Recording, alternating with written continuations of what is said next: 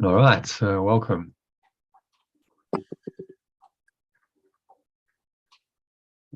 Elaine and Christine to the Zoom room. Great you could be here. So yeah, I think let's just dive into our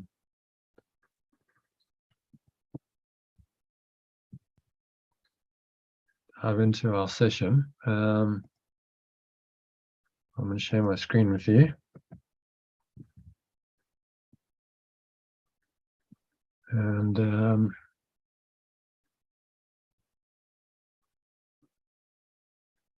we'll go into the straight into the teaching, shall we? All right, so let's go share screen. There we go. Okay, so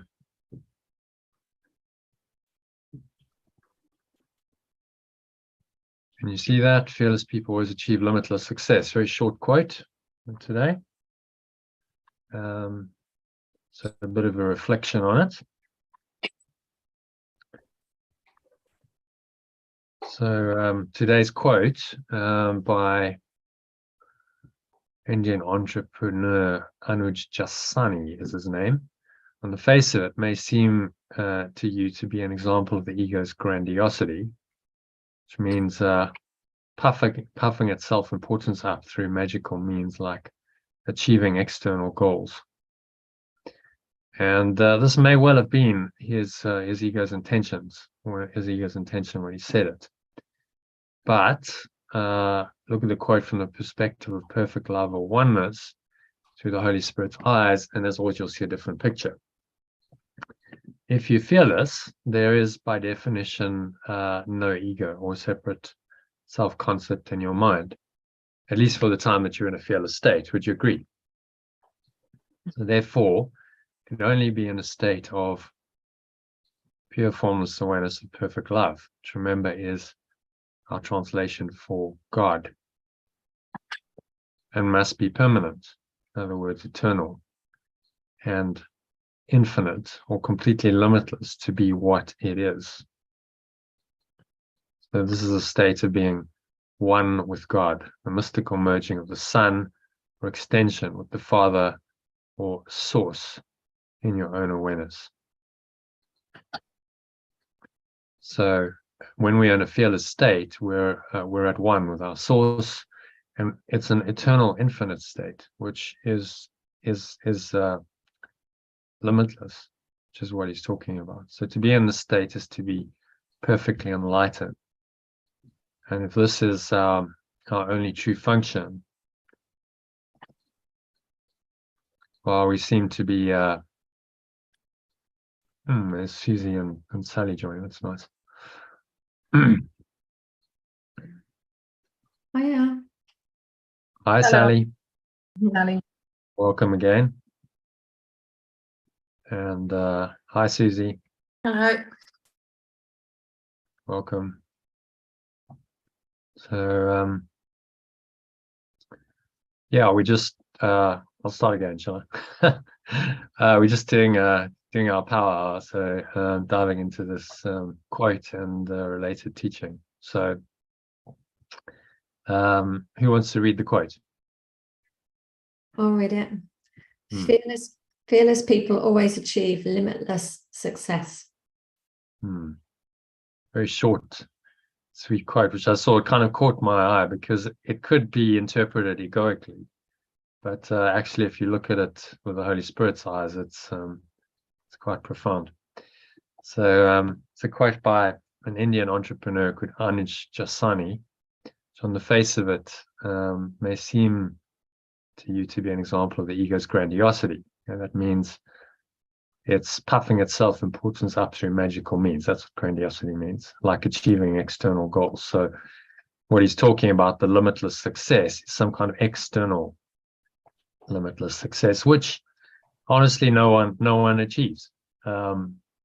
Fearless people don't necessarily, on the level of form, achieve limitless success. In fact, often they have many obstacles to overcome. But the obstacles are part of the journey. So from an egoic perspective, that doesn't actually make sense, because no one has limitless success in this world. There is no such thing as limitless success in the world. There are always limits to that success. But I suspect perhaps he was pointing to something beyond. He's Indian, so pointing to the spiritual dimension beyond the material. So if we look at it from the perspective of perfect love or oneness through the Holy Spirit's eyes, and as always, you'll see a different picture. So if you're fearless, there is by definition no ego or separate self-concept in your mind, at least for the time that you're in the fearless state. I think that's fairly clear. No fear is of the separate self. Fear is contracting, constrictive, and therefore could only be in a state of pure formless awareness of perfect love, which, remember, is our translation for God, and must be permanent. In other words, eternal and infinite, or completely limitless, because infinite means it's limitless, to be what it is. So this is a state of being one with God, the eternal, the mystical merging of the Son, or the extension with the Father or the Source in your own awareness. So that's actually what the quote's pointing to. To be in the state is then to be perfectly enlightened, and this is our only true function. We seem to be living in this world. While we seem to be living in this world, which is what Yeshua says to us very clearly in lesson 99. He says, salvation is my only function here. Then salvation, then if we fulfilling that function, we achieve the ultimate accomplishment. On Jasani's language, limitless success. Whether he intended the quote to be interpreted in this way, I don't know, but it's actually the consistent experience of this enlightened, awakened state of unlimited or perfect love, peace, and joy that is worthy of being called success.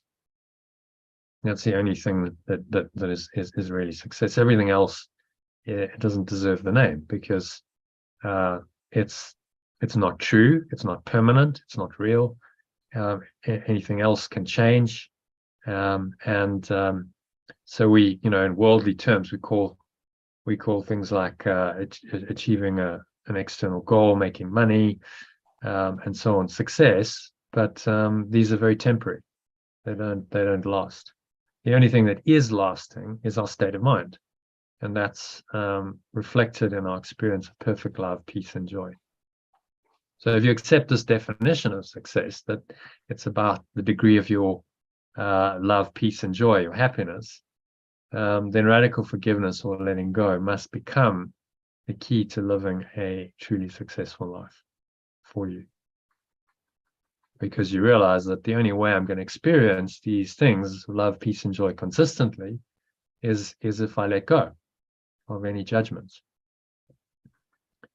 So if you deny it, you'll be forced to value external things, people, and events as success, constantly seek satisfaction in them, and be doomed never to find the peace and joy within your mind that will truly satisfy you, according to the ego's dictate of seek and do not find.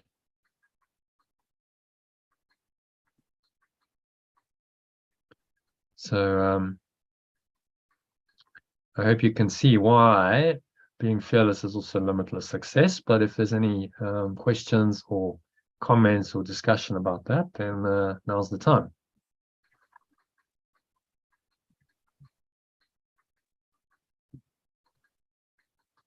Anyone got any thoughts? Not about this one, but about last night's one, if that's all right. Yeah, that's okay. So you were talking about being in the present moment and using these things that we find difficult to do by doing it in the present moment mindfully. So I had some had a newsletter to do that was proving something that I wanted to avoid and resist.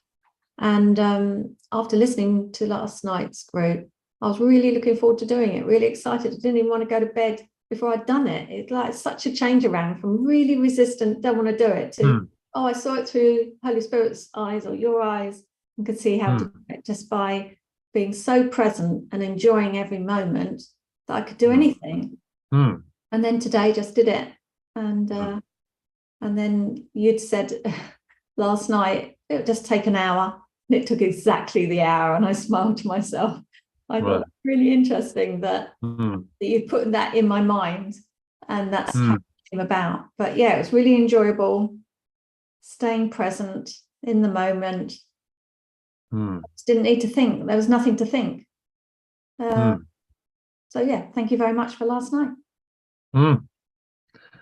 Oh, it's a pleasure. Thank the Holy Spirit, really. It's just it's trying to help you to experience this experience, so that experience, a miraculous experience, that's part of the limitless success. You had an experience, inner experience, a shifting, and on the external level, you actually did a newsletter and produced presumably a good newsletter, which went out to your community, your clients, and they would have got some benefit from it. So you shared a message, you shared the light in doing that, and that's the Holy Spirit's intention. And what I like about this quote as well is this idea that we're playing an infinite game. Limitless success means you're playing an infinite game, because you can't have limitless success with a finite game, can you? It's not possible. Finite game defined in, I only succeed when X, Y, Z happens. There's no limitless success. It's very limited. I've limited my success to that goal that I've set. But the infinite game is very different. So that's a game that has no finish line. It has no end point, which mirrors life. Does life? Suppose we have death, but you can't really win at life. How do you win at life? What does that even mean? How do you win at business? It's more about being sustainable, just being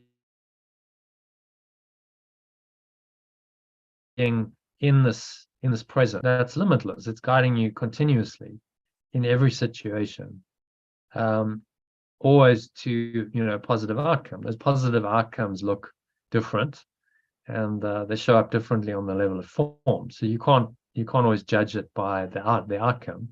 Sometimes it might seem not to be success, but the limitless success is in your own mind.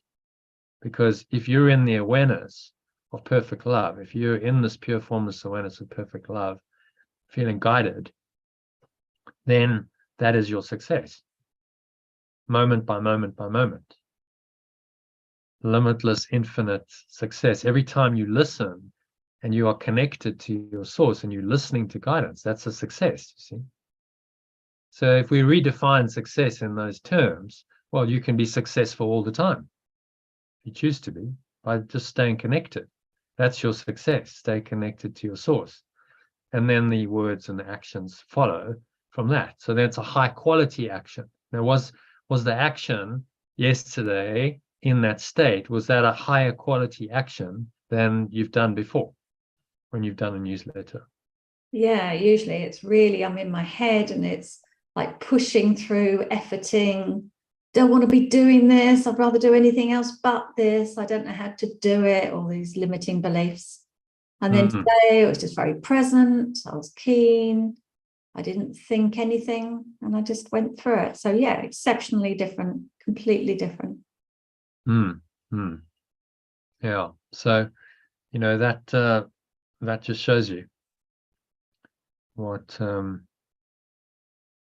can happen when you're present, and there's a success there, isn't it? You felt in a successful state of mind. You achieved, the outcome was the newsletter, but that wasn't really what it was about, was it? It was actually about reconnecting with your source. That was what you were successful at. So you let go of the block to the awareness of love's presence. You reconnected with your source in that context, and then your energy flowed into that experience and did the job. And that's, that's how we could do life. That's the flow state. That's always there to guide us if we allow it. And then whatever we're doing, we're successful because we're connected, we're in flow, and we're enjoying the experience. So how can you fail when you're enjoying what you're doing? So you see how that the Holy Spirit just completely reframes that the ego's win loss, success, failure paradigm, where we can get very fearful about outcomes and go, well, I'm only going to be okay if this happens, and then I'm not going to be okay if this happens, and we set up a win-loss game in our mind, which is what the ego does all the time. Because remember, it won its identity at the expense of God. So let's have a look. We got the where are we? There we go. I'm letting go course back. In this original split, the metaphysics of it, this split happened because we decided we didn't want to be what we were. So the ego won its identity, separate identity, at the expense of love. See? So there's the win-loss right there. And so now all the ego can do is play win-loss games, because that's how it was born. You see that? So we get born into a world of win-loss. There's winners and there's losers, and I want to make sure I'm a winner and not a loser. But if you play win-loss games, sooner or later you're going to be a loser. Everyone loses at some point, and often quite a lot. So you got to reframe that whole win-loss really dualistic thought system, and what goes with that is competition, comparison, those kinds of thoughts, and go, well, I'm actually limitlessly successful, because right now I'm connected to my source, and I'm continuously guided, and it's limitless. It's just the guidance will continue forever. There's no end to it, and that's going to show up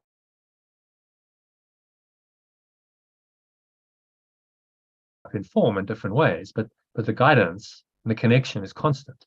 And then in form, that shows up as high quality actions. You get guided to do things that solve problems in synchronistic and miraculous ways that are very helpful for yourself and others.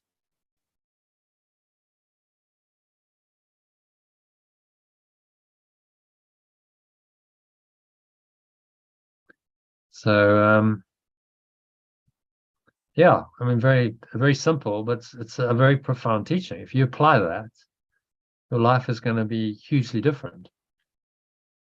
You'll be in a flow state. You'll be happy. There's going to be no problems you can't face, because you don't face them from the ego's limited win-loss paradigm. You face them from the infinite, eternal nature that you are.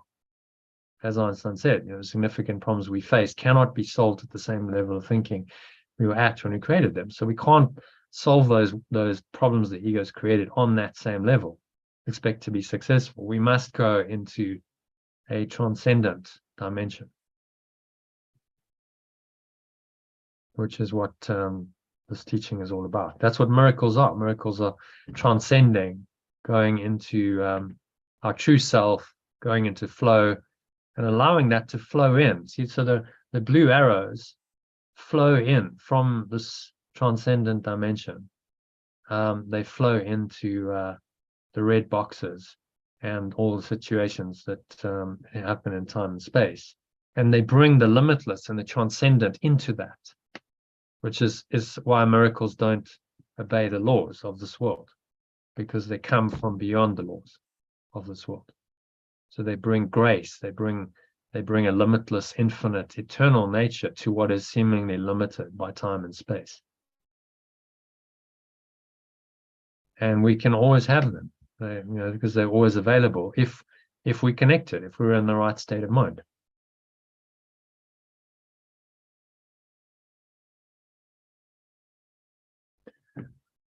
Okay, so any other comments or questions, experiences to share? Thanks for that share. We could do a little share on it if you want. Otherwise, we'll go into the lesson, I think. Okay.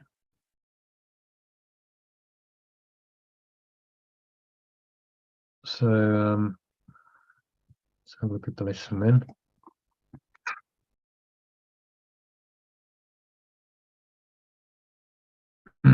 Okay. So someone can read the original and then the alternative version.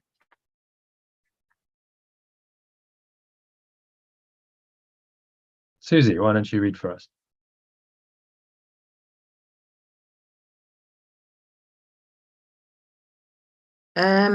Sickness is but another name for sin. Healing is but another name for God. The miracle is thus a call to him.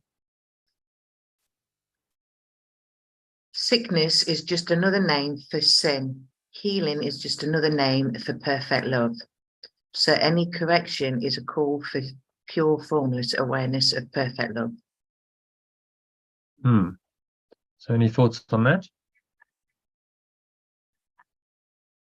Yeah, keep walking in the truth of who you are.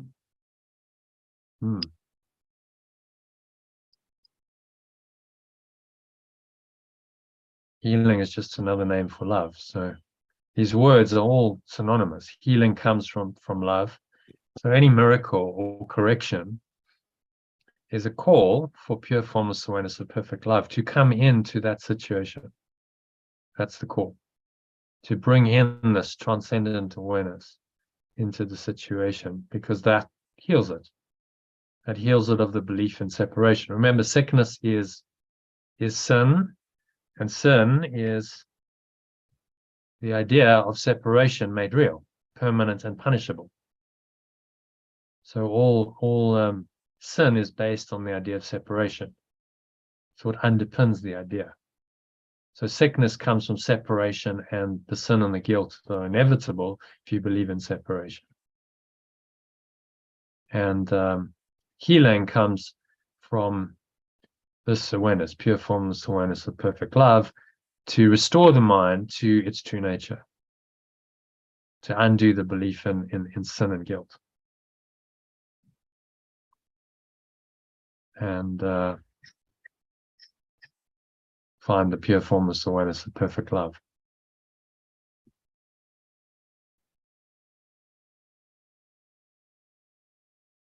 Okay. And then just one paragraph to do. So we'll split that up. Let's ask Elaine. Elaine, if you can read the first 2 lines and then just translate in the alternative down below. I can't see it because I'm on my iPhone. Okay. If I make it bigger, will that help? Or? Yeah, if you could try. Well, I can, as Yoda said, there is no try. Do or do not. That's from Star Wars. In case you don't know who Yoda is. He was the Jedi Master. So he was like the Zen master teacher, saying, "I'll try," because his apprentice Luke says, "Yeah, I'll try." He says, "Do or do not. There is no try." Interesting. So people say, "Oh, I'll try and get there." It probably means they're not going to get there. Actually, do or do not. But let's be clear. Just you're either going to do it or you're not going to do it. Just do it. There's the Nike saying. Just do it. You're not going to try to do it. You just do it. Shall I start? Oh, yeah. Okay. Father, you promised you would never fail to answer any call your son might make to you. Alternative, my source, you promised you would never fail to answer any call your extension might make to you. Continue. Yeah. Any thoughts on number 1?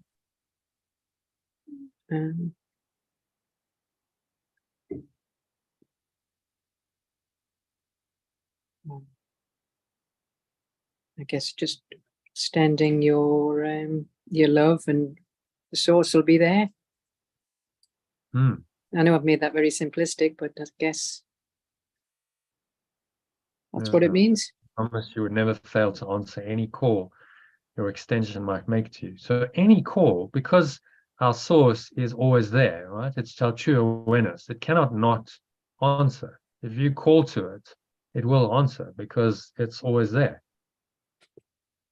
We've just forgotten how to call often. So sometimes it requires that to get out of our separated state, we've got to have faith and call when we maybe don't believe there's anything there.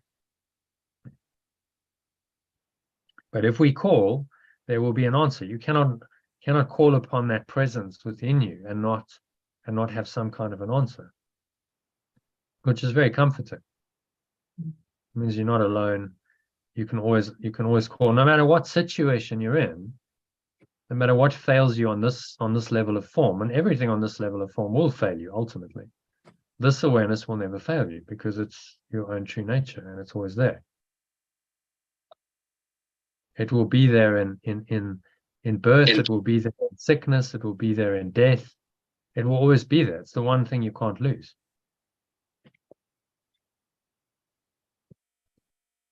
So why then, if this awareness is the only permanent thing, why do we not call on continuously? Why do we not give it all honor in our minds? Why does it often require a crisis for us to call upon it? Because our minds get enslaved into a belief in the ephemeral, in the temporary instead, and we deny source. Do you know that the story of the parable of the four kings, of the four wives of the dying king? And they'll tell it to you. So there's this story of this dying king, and he has four wives, and so his fourth wife comes to him and he says, please, will you go with me to the afterlife? I'm lonely and I'm afraid, and I know I'm dying. And his first wife was like, no, absolutely. And his first wife he'd lavished all kinds of gifts upon, and she says, no, absolutely not. I can't go with you. And she just turns around and walks off. So yeah, the king's disappointed. And then his third wife, he asks, and he says, will you come with me to the afterlife? Because I'm alone. She said, no. She said, I've got way too many commitments here, obligations, responsibilities. I'll run your affairs when you're gone, but I can't go with you because someone's going to stay behind and run all of your affairs. And so the king's again disappointed, and then he asks his second wife, who had been very loyal, and he'd always relied on her, and so he thought she would come through. And she said no. He said, I can't come with you, I'm afraid, because I have important. I have to look after your children and be a mother. He had children with her. Be a mother, and so I know I can't come with you. I'm sorry. And so King's disappointed again. And then he finally asked his first wife. Now his first wife he'd always ignored. She'd been the one he'd loved the least, and really hadn't paid much attention to. And so she was kind of skinny and undernourished. And he asked her, well, will you come along with me? And she said yes. She said, I've always been here, even though you haven't noticed me. I don't hold any grudge, and I will come with you to the afterlife. Always, I will always be with you. And so it's a parable which is designed to teach us to honor only what's eternal. So the first wife. Anyone guess what the first wife is? What does the first wife symbolize?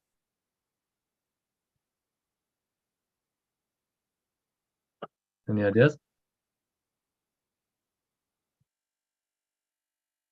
True love, perfect love. Yeah. So the first wife is the soul or the spirit. It's true awareness that cannot die. So that's the one awareness that can go with you to the afterlife.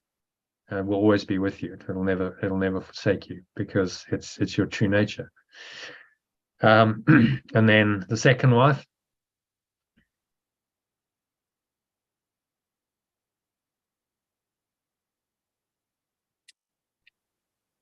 Well, that represents your family and your friends, close family who we have special relationships with, and those don't go with us. We can't take those special relationships with us, so they have to stay behind in this world. So the second wife had to stay behind to look after the children, symbolize that. So those aren't gonna be eternally with you. You can't rely on those to always be there. And we know, the wedding vows say till death do us part, because that's often what happens. So special relationships can't go with you. And then the third wife, what does that symbolize? Beliefs of being an individual, the ego thought pattern of. No, it's simpler than that. It's just possessions. So that's all of your stuff. She was the one who he'd given lots of gifts to, and it's all about worldly stuff. So whatever your possessions are, obviously you can't take with you. Houses, cars, clothes, jewelry, money, and anything else gets into that category. And if you attach to all of that, you're going to seem to be losing it as you head towards the afterlife. None of that means anything. It was interesting because the Egyptians couldn't quite get their head around that, so they would actually leave all these possessions with the pharaohs. They'd bury them because they thought they needed them in the afterlife. So they couldn't kind of conceive of a life, of a dimension where you couldn't where these material things weren't needed. But you don't need them in pure formless awareness. So form is not necessary and not required. And then the fourth wife, it was the one he loved the most and lavished the most care and attention on. Who do you think that was? What does that symbolize?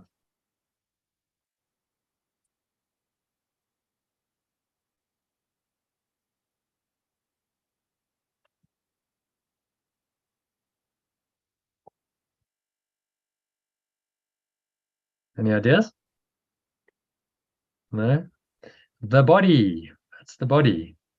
All the care and attention lavished on the body. So he'd given her lots of gifts and jewelry and that kind of stuff, because it symbolizes, this body identity and all the gifts we give to the body. And obviously that can't go with you. The body's gonna pass away and be laid aside. So from that perspective, the first wife, the eternal soul, your true nature, your spirit, your true awareness, whatever you want to call it, should be the one we honor the most, because that's the one that will never leave us. But most people don't. They do it in reverse order, body, and then the possessions, and then special relationships, and then the soul is often not even acknowledged. That's why it was skinny and undernourished, because the king hadn't paid any attention to it while he was healthy. So death is not to be feared. Death is the way that we connect with this eternal nature of us. It's the final call to say it can be the great awakener. And as you approach death, everything else seems to be meaningless in this world. The only thing that then becomes meaningful is this one eternal self.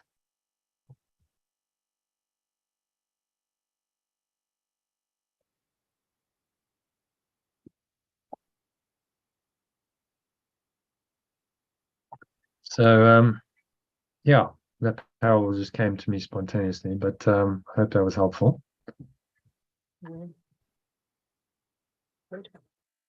Okay. So where are we? Number 2. Will I continue? Yeah, number 2.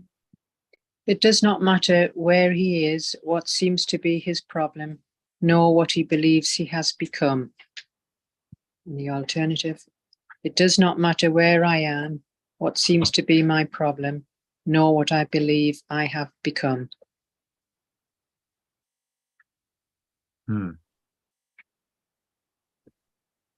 So, thoughts on that?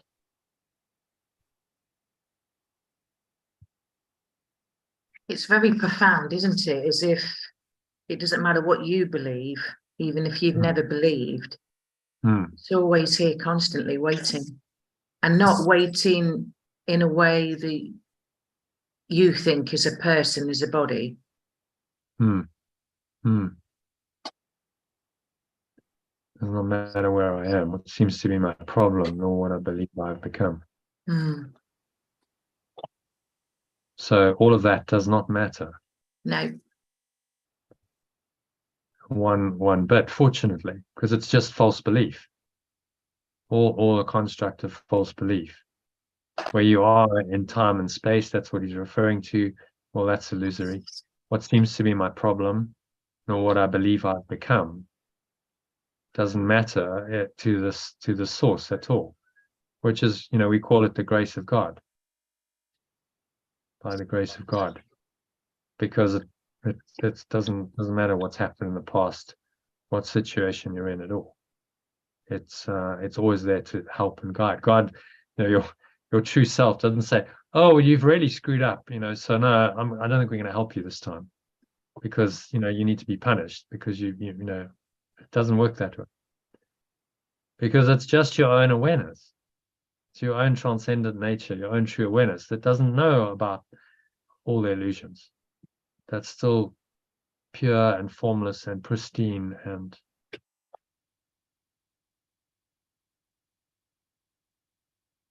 so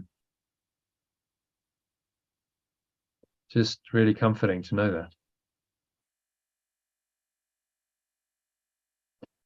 Okay, so number 3, he is your son. Someone read that.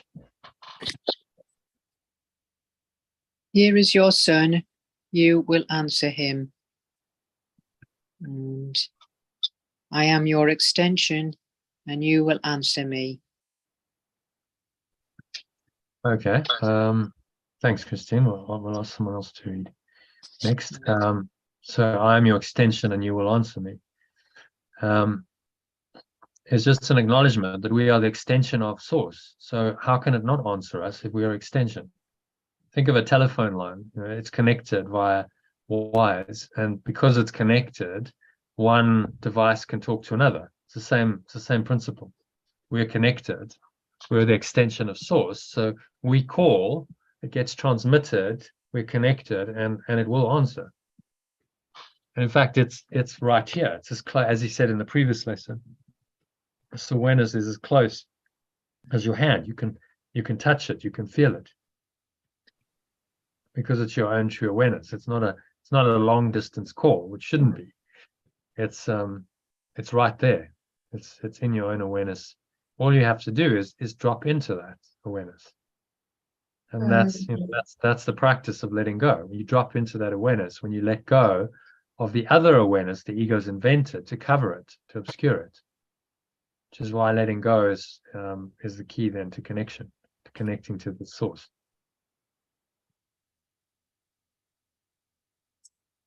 Okay, does that make sense? And number 4.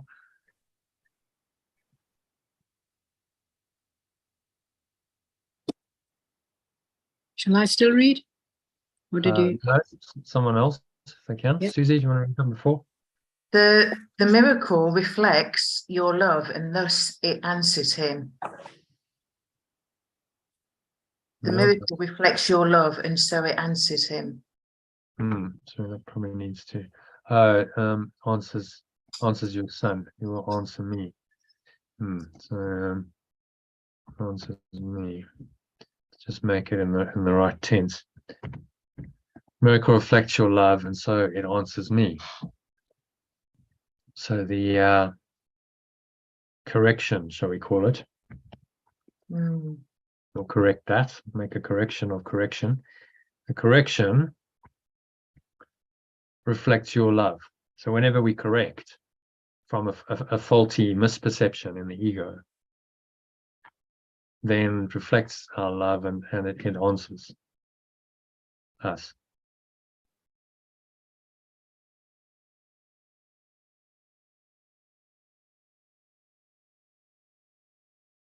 Okay.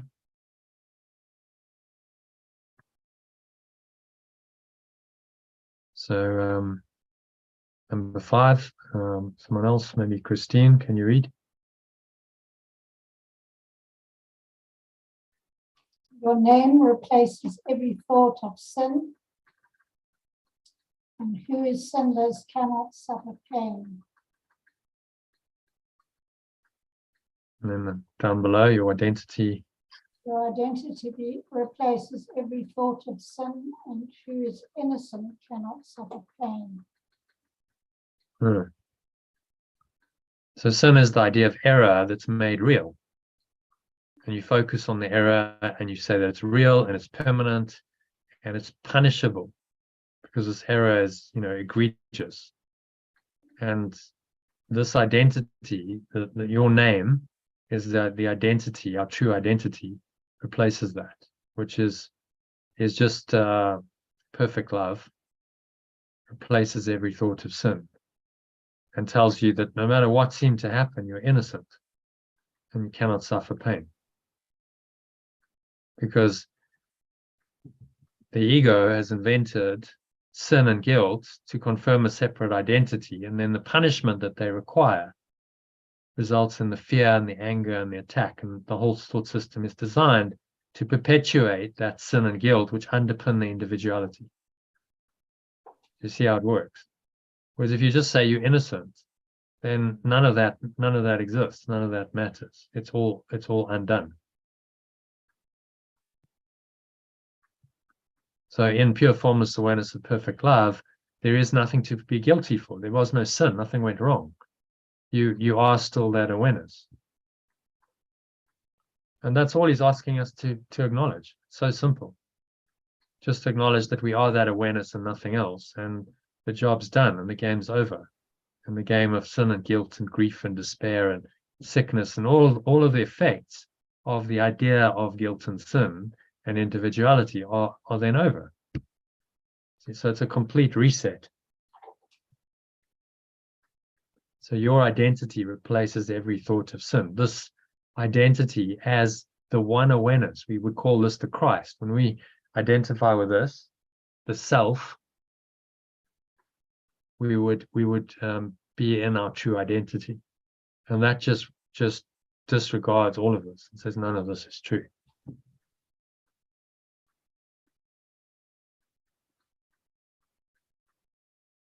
Thank God for that.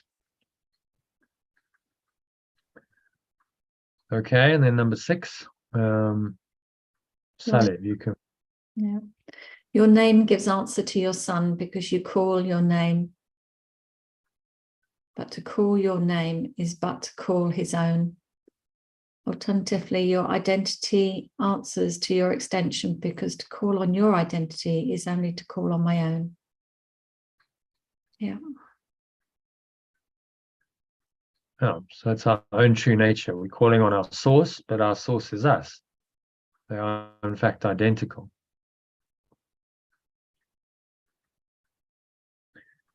And when he puts it so simply, you wonder how you could ever have been so confused and lost in the dream world, because it's so simply put. But to find this true identity requires some searching. And it requires mind training, because you've got another identity, the ego's separate self, that's covered that over. It's got a whole range of thoughts and emotions and responses to situations that cover over your true identity and your sinless nature. And the ego is always going to tell you that it's really been done, you're guilty. Forget innocence and love and peace and joy. You're guilty, you're sinful, you're evil, you deserve to be punished, or others, if it can't stand that thought, then it projects that onto someone else and condemns them.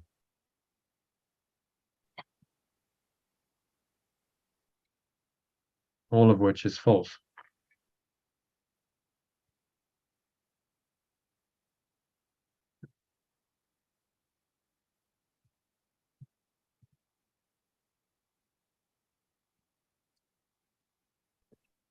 Okay, so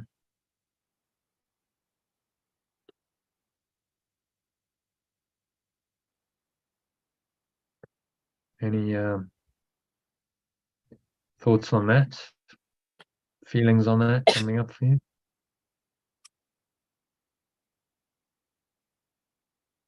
Just that when you ask for help, when you ask for guidance, you're asking guidance from yourself. So you're asking more of yourself. You're asking a part of you that you've been ignoring for help. Yeah, which then reveals that part. So the more you ask, the more that part wakes up and goes, oh, actually, finally you're acknowledging me. Wow. Okay, well, then I'll start giving you the guidance. And then that communication, flow of communication starts. And that's how you reconnect to your source. You start asking it more and more for the guidance. You start asking for the miracles and trusting that they're there, because that awareness is always there. So all miracles come from that awareness. So the miracle is always there. It's going to look different on the level of form. Sometimes nothing happens on the level of form. But the true miracle is that love. That loving awareness that you become aware of is the true miracle, as he points out in the principles of miracles, which we're going to study fairly shortly when we get to the course in a week or so. Okay, so any other comments, questions, ideas, thoughts, feelings to share? I had a thought come up this morning. Sorry if I'm hogging the talking time, but there's one more.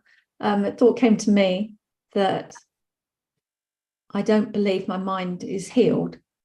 So I can't be fully in the oneness until my mind is healed. But it's a belief that at the moment I can't access fully. It's very interesting. You can't access the belief fully. Yeah. Okay. Yeah, I've only just recognized today the belief is there. And I don't have access to it. So I was wondering if it was a bit like asking for guidance. It's part of me that I haven't got a good rapport with at the moment. So for that belief is hidden within me. Yeah. So I'm asking for guidance to find where that belief is hidden, that I'm not healed, so I can release it. Yeah. So, in practice, it's a process. Healing is the process of correcting the mind through these corrections that he calls miracles, moment by moment. If you were totally healed, you wouldn't need the correction, would you? So by definition, we don't need to be totally healed to be healed. Do you see the circular reasoning in there? No, can you say that again? We don't need to be perfectly healed to experience healing. Oh, right, Quite obviously, because healing is required because we're not perfectly healed. We don't need to forgive if we fully let go, because it wouldn't be necessary. We need to forgive when we haven't fully let go, when the ego is still there. So a lot of people are like, oh well, I'm not worthy enough, I'm not pure enough to do this. But they miss the point, because the whole point is you do the practice of forgiveness or letting go as a process, and it's the process of your healing, and then you're awakening to your true self. And as you do it, you connect more and more, you heal more and more, and eventually you will get to the state where it's okay, I'm perfectly healed. It's a done deal now. The job's done. But you got there through many miracles that took you there. So if you go, I'm not worthy of the miracle, then you deny your healing. You deny that process which is going to awaken you, see? So isn't that just such a subtle ego trick? I'm not worthy of healing. Well, which is making the ego real, because the ego doesn't believe it's worthy of healing. It believes that it's permanent and it's eternal and it cannot be healed. See, because healing is the undoing of the ego. So you can't really heal the ego mind. You can only undo it. You see that? I don't know, my mind's gone into a little bit of overdrive, I think. Trying to work out this belief. Yeah, it's interesting. Yeah, well, these beliefs crop up because they're part of what keep you in the ego. I'm not worthy of being healed. Well, that's got to be an ego belief, because the spirit knows that, of course, you're worthy of being healed. You're already healed. You just don't believe it. So the spirit's gonna work with you to help you to do these shifts, these corrections, so that you do start to believe it. And of course, you're worthy because you come from God, so your worth is not in question. But the ego, which denies God, says, I'm not worthy of healing, because it's not. It's non-existent. You can't heal what's non-existent. So if people start talking about ego healing, it's a nonsense belief. You can't heal the ego. You can only heal the mind that believes in the ego by letting go of the belief in the ego, in the separate self. So it's not about having a belief I'm healed, and it's not to say I am healed. So what's the next step then? It's just to know that it never happened in the first place. There's nothing to heal. Yeah, but the paradox is, while you're in the ego, you believe there is something to be healed. So it's a shifting of your mind from the one to the other. The one state of, oh, I feel like I'm sinful and guilty and something's really gone wrong, to actually it's all fine. Nothing ever happened, and I'm back in my true awareness. That shift is the miracle.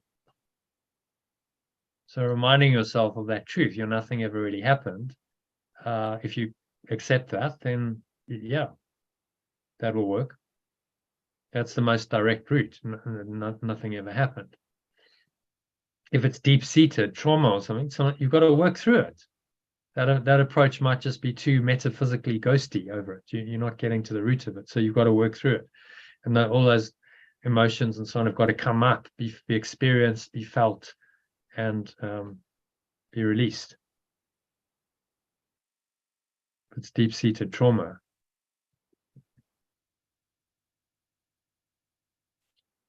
But sometimes, even deep-seated trauma, people can heal instantaneously. It's been known that they just get it and they wake up. It's like no more trauma. It's done. The mind has healed. So instantaneous healing is possible. It just depends on the readiness. How ready is your mind for the miracle?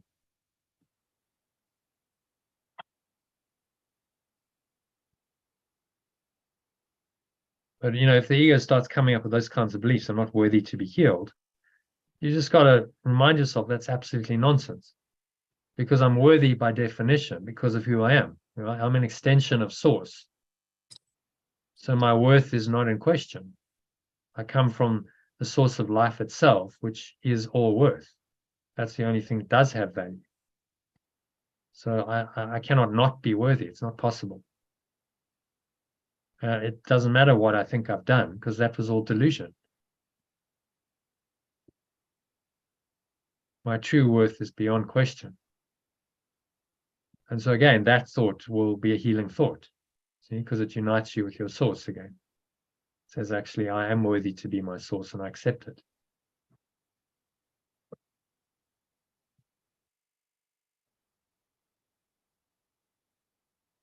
Oh, so you never really sinned.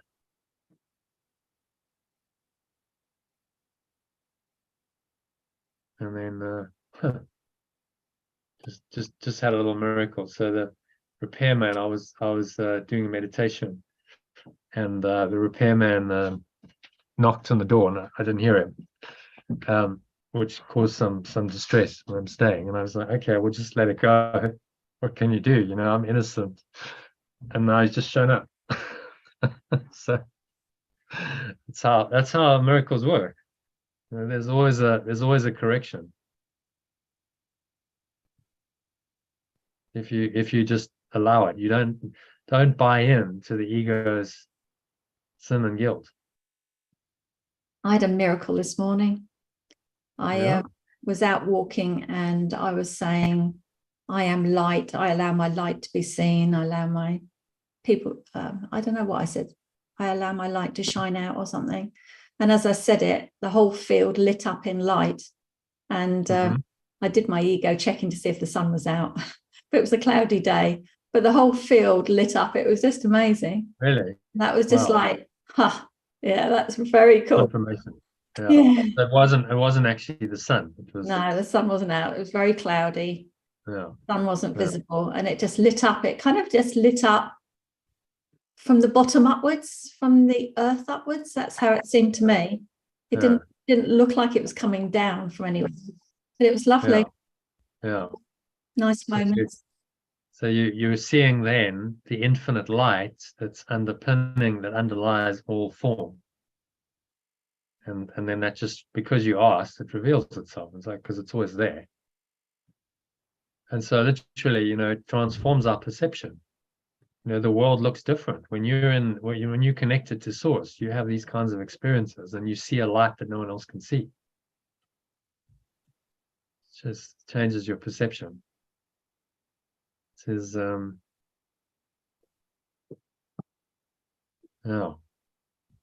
it's amazing, really. So that's, you know, I talk about extraordinary, ordinary moments. That's an extraordinary, ordinary moment, isn't it? It's like you're on a walk, just a field, cloudy day, middle of winter, you know, but wow, the whole field just lit up. I have an extraordinary experience. And your life can be filled with those kinds of experiences. You just never know what might happen next. To show you that this is not reality. That's what it's there to show you. There's something else beyond it. And I kind of wanted to share it with people, but everyone's like walking down with their head down, the hoods up on their mobile phones and things. And it's like, They wouldn't have been able to see it. they wouldn't see it. No, I realised they wouldn't be able to see They it. wouldn't see it. No. But it was that feeling I wanted to share, the joy of it. And you can imagine what some guy does. You know what? He goes home to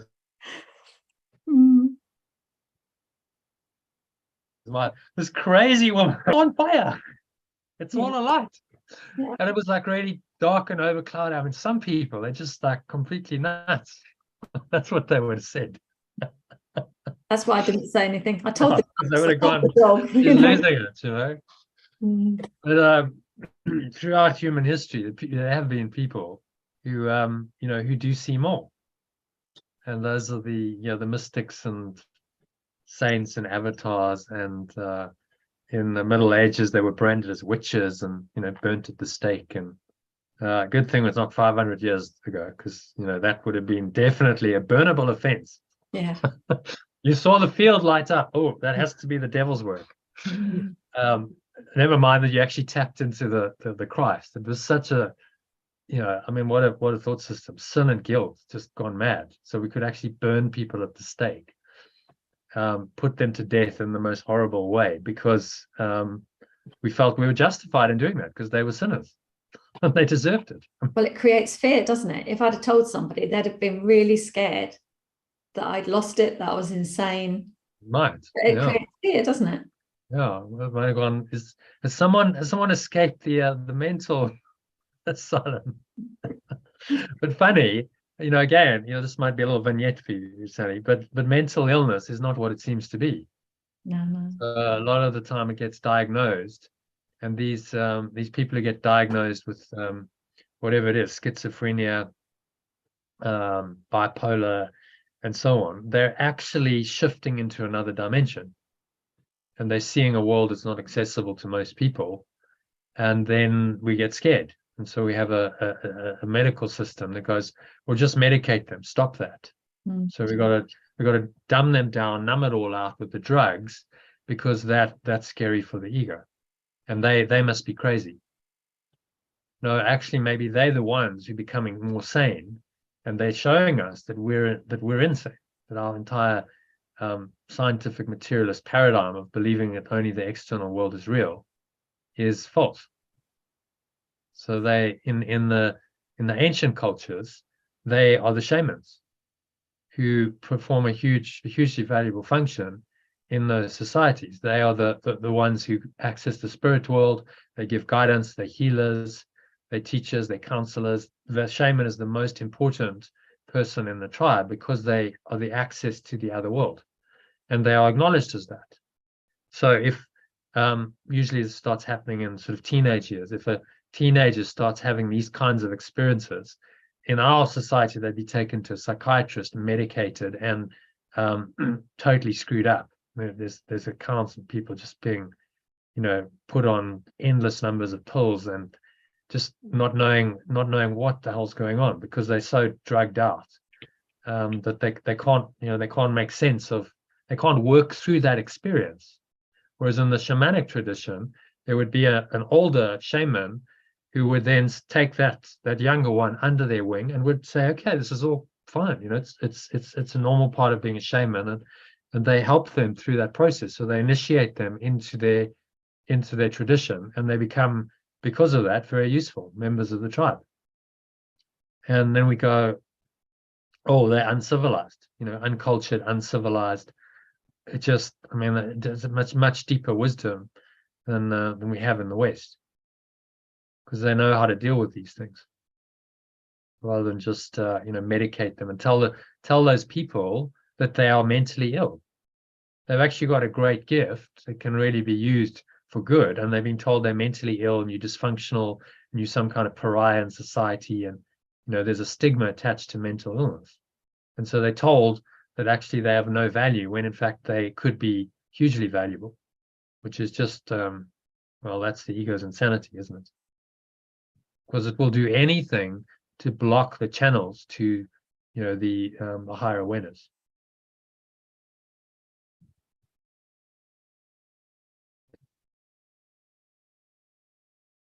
Yeah. Okay, you got to go. Thanks, Elaine.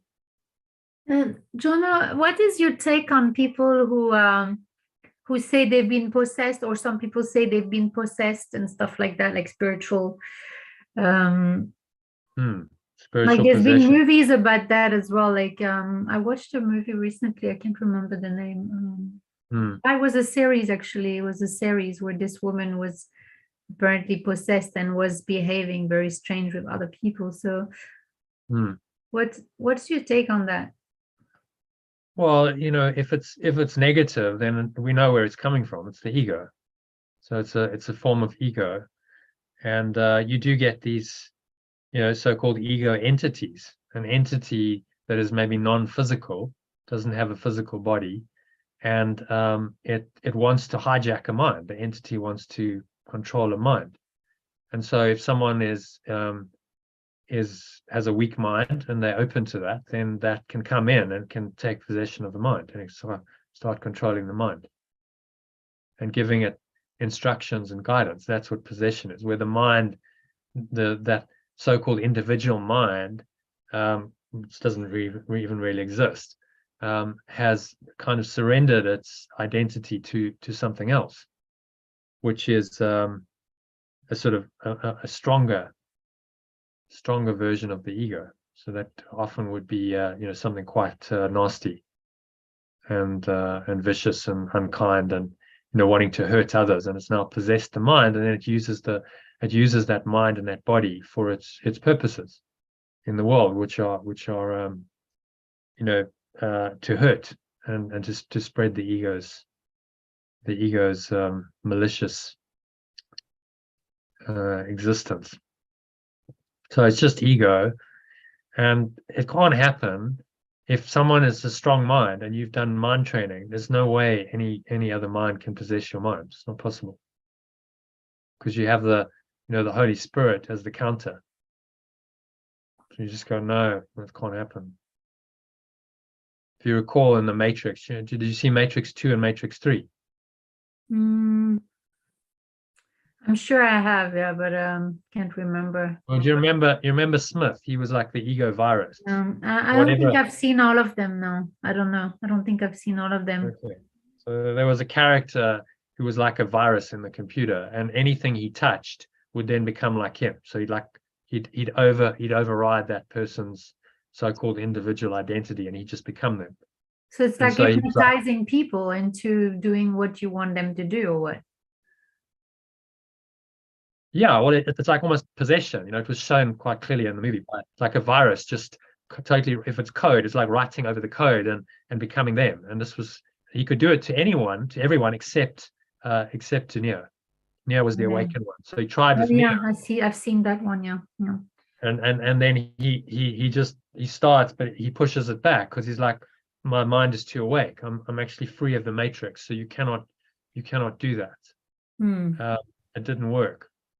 So it can happen, but it usually happens to people who are depressed, who have a weak mind. They're susceptible, they're vulnerable, and they have no defense. They haven't gone to their true self and to the Holy Spirit. But if you call upon your true nature, the Christ, that entity has no power. It's gonna depart pretty quickly. So there's really nothing to be scared of. It's like, well, because they can't handle the frequency of light, so they will go far away. They can't, because it's very frightening for them, because it's the opposite of it destroys them. So if you're in that state, certainly can't possess you. And if you're facing that in a person, and you stand in your light, they will find that very hard to deal with. I mean, even if they try and physically attack you, which I suppose could happen, you would be guided by the Spirit to deal with it accordingly. So it wouldn't be a problem if you're really in your light. It's like there's never a problem. You will be guided and protected. And if it's someone else that's taking over an entity, like to protect someone else or something like that, does it? So it's someone else taking over an entity. Yeah, like removing an entity, someone else removing or taking on an entity to protect, or is it possible, or is it the ego as well? So like a what do they call it? An exorcism, I think, in the Christian tradition. Yeah, like an exorcism, exactly. Yeah. I think so. I mean, I've never done it, but I think it's an exorcism is a healing, but it's quite a dramatic. It's immediate. You're freeing the mind from that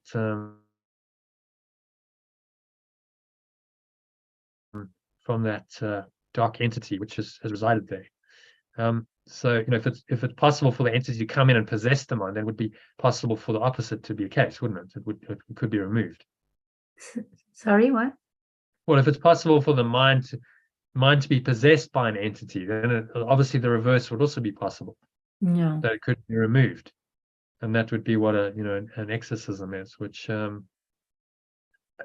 is possible. Well, I think I'm certainly not an expert in the subject, and I haven't had experiences of doing exorcisms, but it's a healing. I just work different. I'm more transformational, and you work with forgiveness and other modalities. An exorcist would have a different way, but it would be bringing that entity to the light of true awareness. And it wouldn't like that. So if that light is strong enough, and the person held that light and shone it into the mind of the person who's possessed, the entity would probably come out, and it might try and defend itself, but it would have to depart ultimately, because it can't stand the light. So remember, you shine light into any darkness, and the darkness is gone. So the ego can't stand the light of true awareness. It will depart. It's what undoes it. And people, sorry? I was going to say, I used to do things like that when people had got possessions or entities attached and things. And the person sometimes attracted it. They wanted it for some reason. They sorts of different mindsets. So if you can convince somebody to not allow that and to let it go, then it went. And I used to be so sure and so strong in my energy that it would go, then it went. So it's just like supporting someone to let it go. Yeah. To have the courage to kind of take a stand and face it and say, okay, I'm facing this in my true self. The light is more powerful, and this thing cannot stay where it's not welcome. You have free will. So usually those people would have invited it on some level. Can't come in without an invitation, which is how the ego works. It can only come in by your invitation. You listen to those thoughts, you believe them, you dwell on them, you invite it in, you give it a warm welcome. And you do that in many ways. Start watching a lot of the news and believing in it. That would be a way that you're inviting that in. Because like for some people say, like I don't know how true that is, but if you do healing, for example, on other people and you don't protect yourself, some people say you might catch on their some of their entity or energy or something, like their negative energy you might take on if you're not protected. Or I don't know how true that is. I guess it depends what you believe in, right? Yeah, exactly. It's all mind. It's all belief. So if you want to believe that, then yes, you would be vulnerable, because you just made yourself vulnerable by your belief. Yeah. But if you know you're the Christ, I mean, what he's saying here is you're sinless, you're innocent, you're invulnerable, you're untouched by anything of the ego, then you're not vulnerable. Can't touch you. I do like what you're saying, because I can only speak from experience. So I've not known of like the work Jono does until late last year, but I worked in suicide, domestic violence and mental health, and although I had my troubles as a youngster, I was doing those jobs, but I was like feeding my own trauma because I hadn't dealt with it, or do you know what I mean? So it felt like all the work I'd done was trauma-based. It wasn't like, now if I went into it now I've had some training with Jono or whatever jobs that I do now, it'll be totally different, because I'm looking out for myself and I'm seeing something different. But before, I understand now, I used to have a need to want to help others because of what I'd been through. But it wasn't, I don't mean it in a disrespectful way, it wasn't helping others. I wasn't actually helping them because I was actually doing it through my own trauma without even realizing. But only now, when I've step away or continue work like this, I can see the bigger truth now, and I can see, I wish I had this earlier, but it's not meant to be that way, if that makes sense. I had to go through that to see what I'm seeing today. So that was a question. I like that. Yeah, it's all perfect for us. It's imperfection. And that's a good point. So often the unhealed healer, they'll go into these situations which resonate with their unhealed pain, kind of resonates with their pain body. And then they think that they're healing, but they're not. They're actually just fueling their pain body. And the ego is very seductive and attractive in that way. It's going to go more into that and really, enter into the pain. You got to feel the pain with your client or whatever the story is. And then that's not helpful for the person, because they are entering into it, and their own ego and their own pain body is being strengthened in that process. And how can you heal someone else when you're drowning with them in the pain body and the ego? You can't. And that's when you build. That's when you think you built on sin, isn't it? Because you start to realise, you start feeling guilty about a lot of things, and there's a lot of grievances you're holding on with because you didn't heal or face what you had. I don't know if it makes sense anyway, but I kind of know what I'm trying to say. Well, it doesn't make sense. Yeah. It makes sense.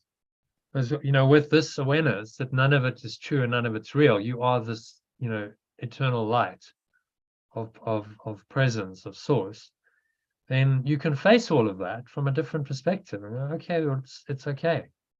So I could face the darkness again, but but I wouldn't be identifying with the darkness. There's no identification with it. You see, that's why it comes down to identity. It says here, that's why your name, it's your identity. What do you identify with? You identify with the Christ, the one self, the light, then the ego has no place there. There's no room for it.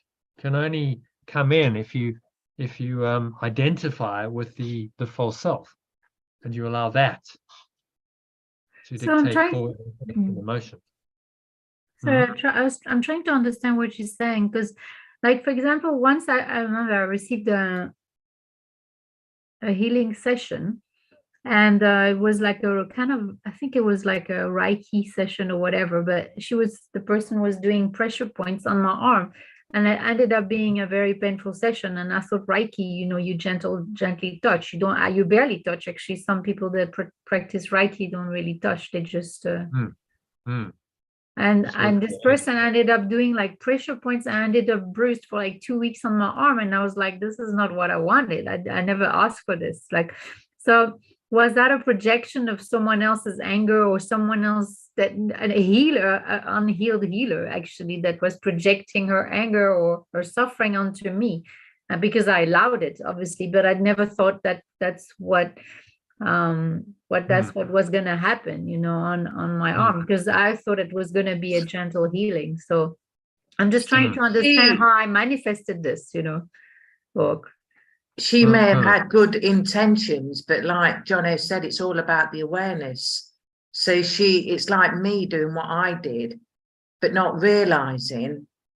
It's only now that I see that it was all done through trauma. So she may have had her best interest to want to do the best for you, but she wouldn't realize herself because her awareness wasn't there, if that makes sense. It's that it's only now I can see so much clearly now that I hadn't done it through. I'd done it through a different form. It didn't mean that I had great intentions. It just meant I went down there with them sometimes. You start the whole stuff and you're carrying more of it rather than less. So I guess she had a great intention, but it was the awareness that she had.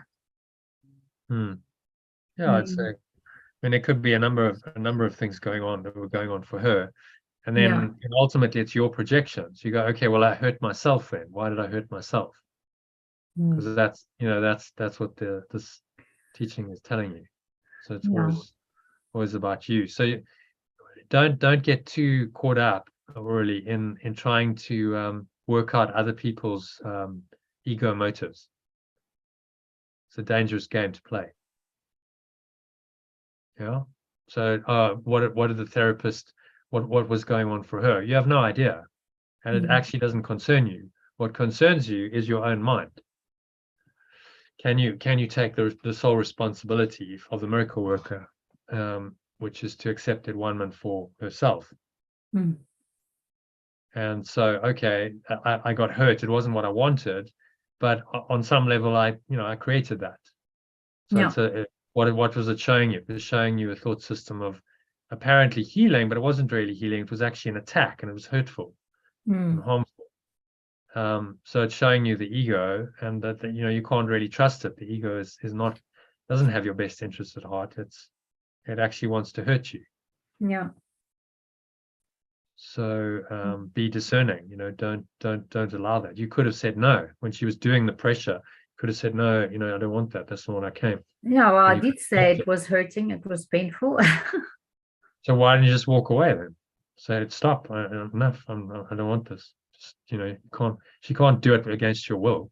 Why did you allow it to carry on?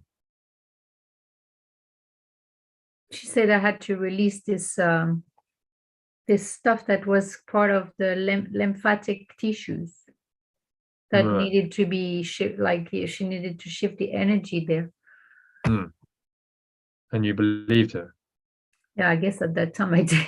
I was very naive. I'm very naive Yeah. with what other So, people say. there's a, that's how we learn. We learn from those experiences. In future, you go trust your own inner voice. If your inner voice was saying this isn't cool, I'm not happy with this, then trust that guidance and be able to say, no, I'd like you to stop, please, because no one can do it.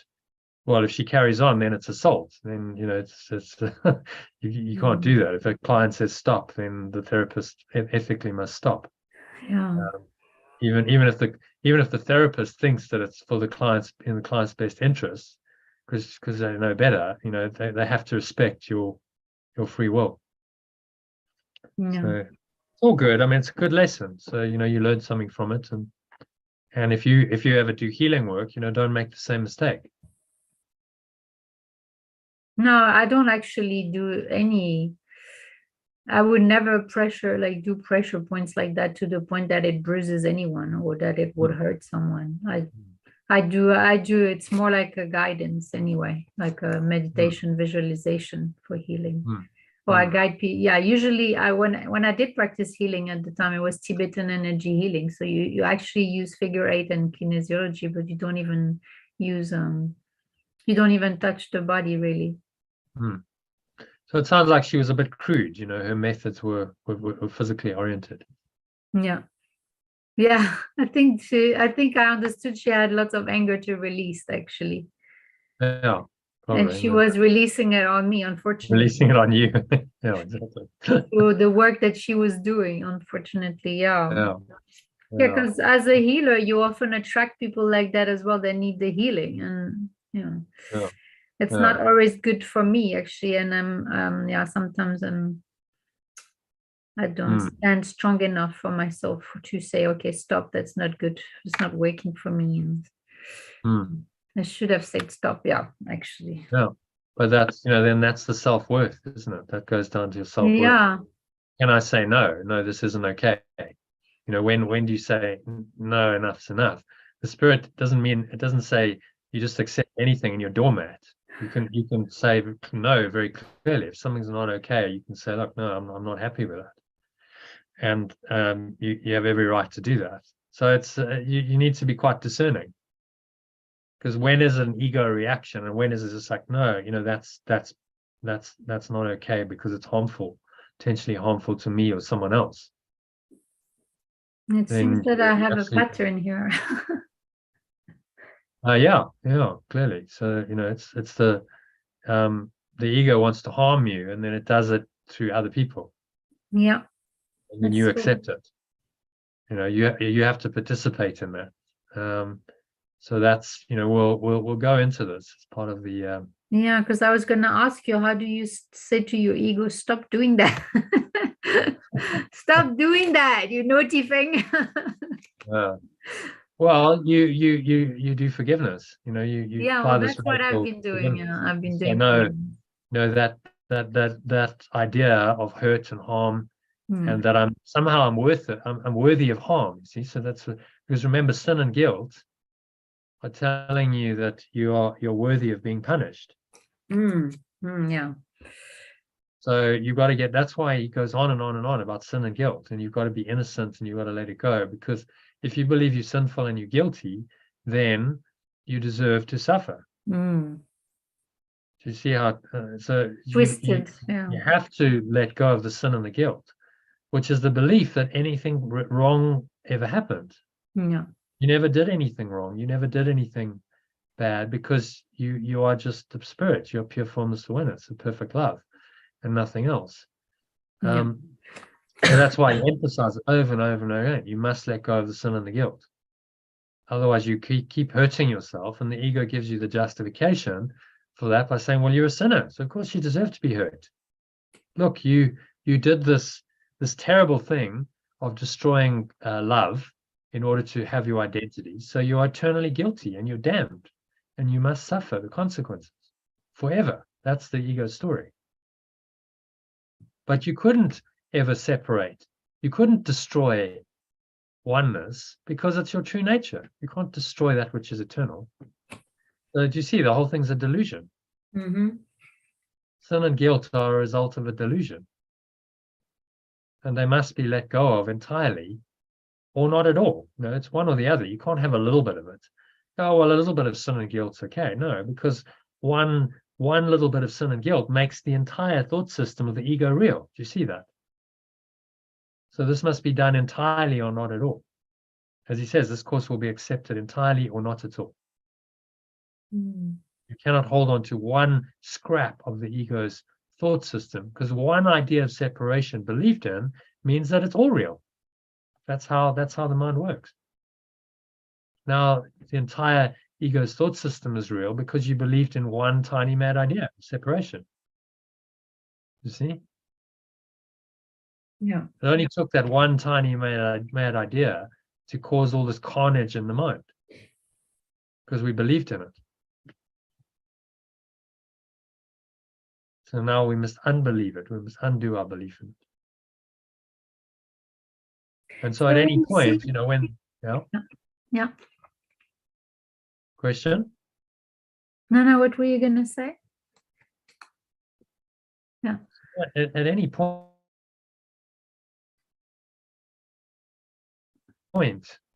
in this dream, you can realize this. This is what he's saying. The reinterpretation can happen at any point. You could be in the most dire situation, thinking you're a victim, living a helpless, innovative little life, and then you could just go, well, actually, I see that none of it's really true. None of it's real. And there have been many instances where people have woken up in, you know, really quite trying, challenging circumstances, because they just get it and they go, okay, none of this is actually true. It's not real. So it's the And they same as awaken to people that. hearing voices, for example, and or people don't know, they listen to the voice, but the voice is probably most likely the ego voices that they keep hearing, or like when people hear several voices in their head, or because I've seen this, people hearing voice or different people's voices. I don't know, like spirits' voices in their head. I'm not sure. I'm trying to understand what this means. Is it the ego that also collected several, like other identities, or other that brings? I mean, if they've kind of got multiple personality disorder, they're listening to these different personalities, different voices. So that's just a sign, if that's what you're talking about. I think it's called MPD, multiple personality disorder. It's a sign of a fragmented mind. That person actually can have a number of different identities, and to the point where, like one disease, they've recorded this. Someone could have diabetes in the one identity, and then they switch to another one, and the disease disappears for that time. And then, I mean, how weird is that? But that just shows you the power of mind. That it will manifest the disease like instantly. The moment they switch, it just brings on the sugar diabetes, because that's part of the personal identity. And then they switch out of that identity. They're now in another one, and then no trace. The diabetes is gone. Like actually, there's clinically recorded cases of this. That shows you the power of the mind. It sounds like schizophrenia, like the movie Beautiful Mind as well. It reminds me of that, the Beautiful Mind, where like it is quite of this schizophrenia, what we're describing actually, because in schizophrenia they create different characters, different stories. So that's the same. Well, you're different variations on the theme. You know, in Beautiful Mind, he saw the characters as outside of him, but they were actually probably his own sub-personalities. Yeah. Being projected, and then he saw them as he saw them as though they were, you know, human, and he couldn't distinguish between them. That's how powerful the mind is. So that leads you to wonder. I mean, are we actually seeing anyone there? Or are we just making it all up? There isn't actually anyone there really, and they're just tapping into the dream world, and they can create characters, and they can actually see them. Yeah, because you know, they're just playing with the nature of the dream. There isn't actually anyone really there. We're actually all deluded, and these kinds of things make us nervous. You know, the mental health profession get nervous because they're pointing to the truth that Yeshua is telling us, that we're all crazy. Yep, we like a all are therapist, crazy. they're all mad because we all believe in a separate self Yep. that's not there, and we're all hallucinating. We're seeing a world and characters that are not even there. Yeah. We dream, and we've made the dream real, and then we call the dream, people who really believe in the dream, sane. How weird is that?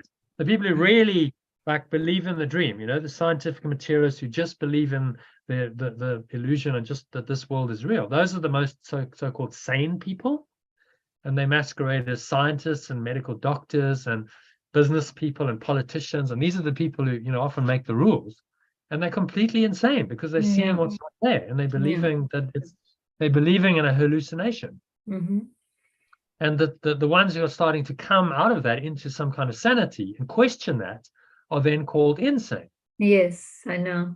We see Within that the all insane the time. asylum, that would be the case, wouldn't it? Sorry? In the insane asylum, then insanity would be normal, wouldn't it? And that was well demonstrated in the Plato's cave allegory that Plato told. You know, it's like, okay, so you're in the cave, everyone's locked up, chained, and they're looking at these images on the cave wall, and that's supposedly sanity. But the one, you know, person who questions it turns around, frees himself from the chains, walks out of the cave, sees, you know, that there's another reality, comes back and says, look, guys, actually, you're all confused. This isn't reality. You're just mesmerized by these images on a wall, is then called insane, and his message isn't welcomed. And he's told to, well, in Socrates' case, because that's what he's talking about, he had to take hemlock. The authorities in Athens didn't want him. They said, you either got to be exiled from the city or you take poison. So he chose to take poison rather than leave. So sorry, John, I'm going to have to go, but it's a really great session. Lovely to meet you. And I'll be on again soon. All right. Yeah. Okay, Great Susie. session. Thank you. Bye. Bye. All right. Join us on Sunday if you can. I will. Sunday at 5. Yeah. Okay, so then there was one. But very interesting. I mean, these you can go on with these topics are fascinating. Yes, definitely fascinating how this mind works, egos, but yeah, it's about really discerning, as you say, distinguishing and discerning the voice, like which one is the voice from the ego and the one from the Holy Spirit, or from love, from source. And that's what the mind training is. You know, we're confused at the moment. You're saying your mind is totally confused. Because you think the ego is real, and you think that its world is real, and you've denied the spirit, and you think that's crazy, mystic, insane, that's dangerous, and you know, so your thought system is upside down. We've got to turn it right side up and get you to see that the ego, which is the dominant thought system in this world, is totally insane, and that only the spirit, which points you beyond the world, is sane.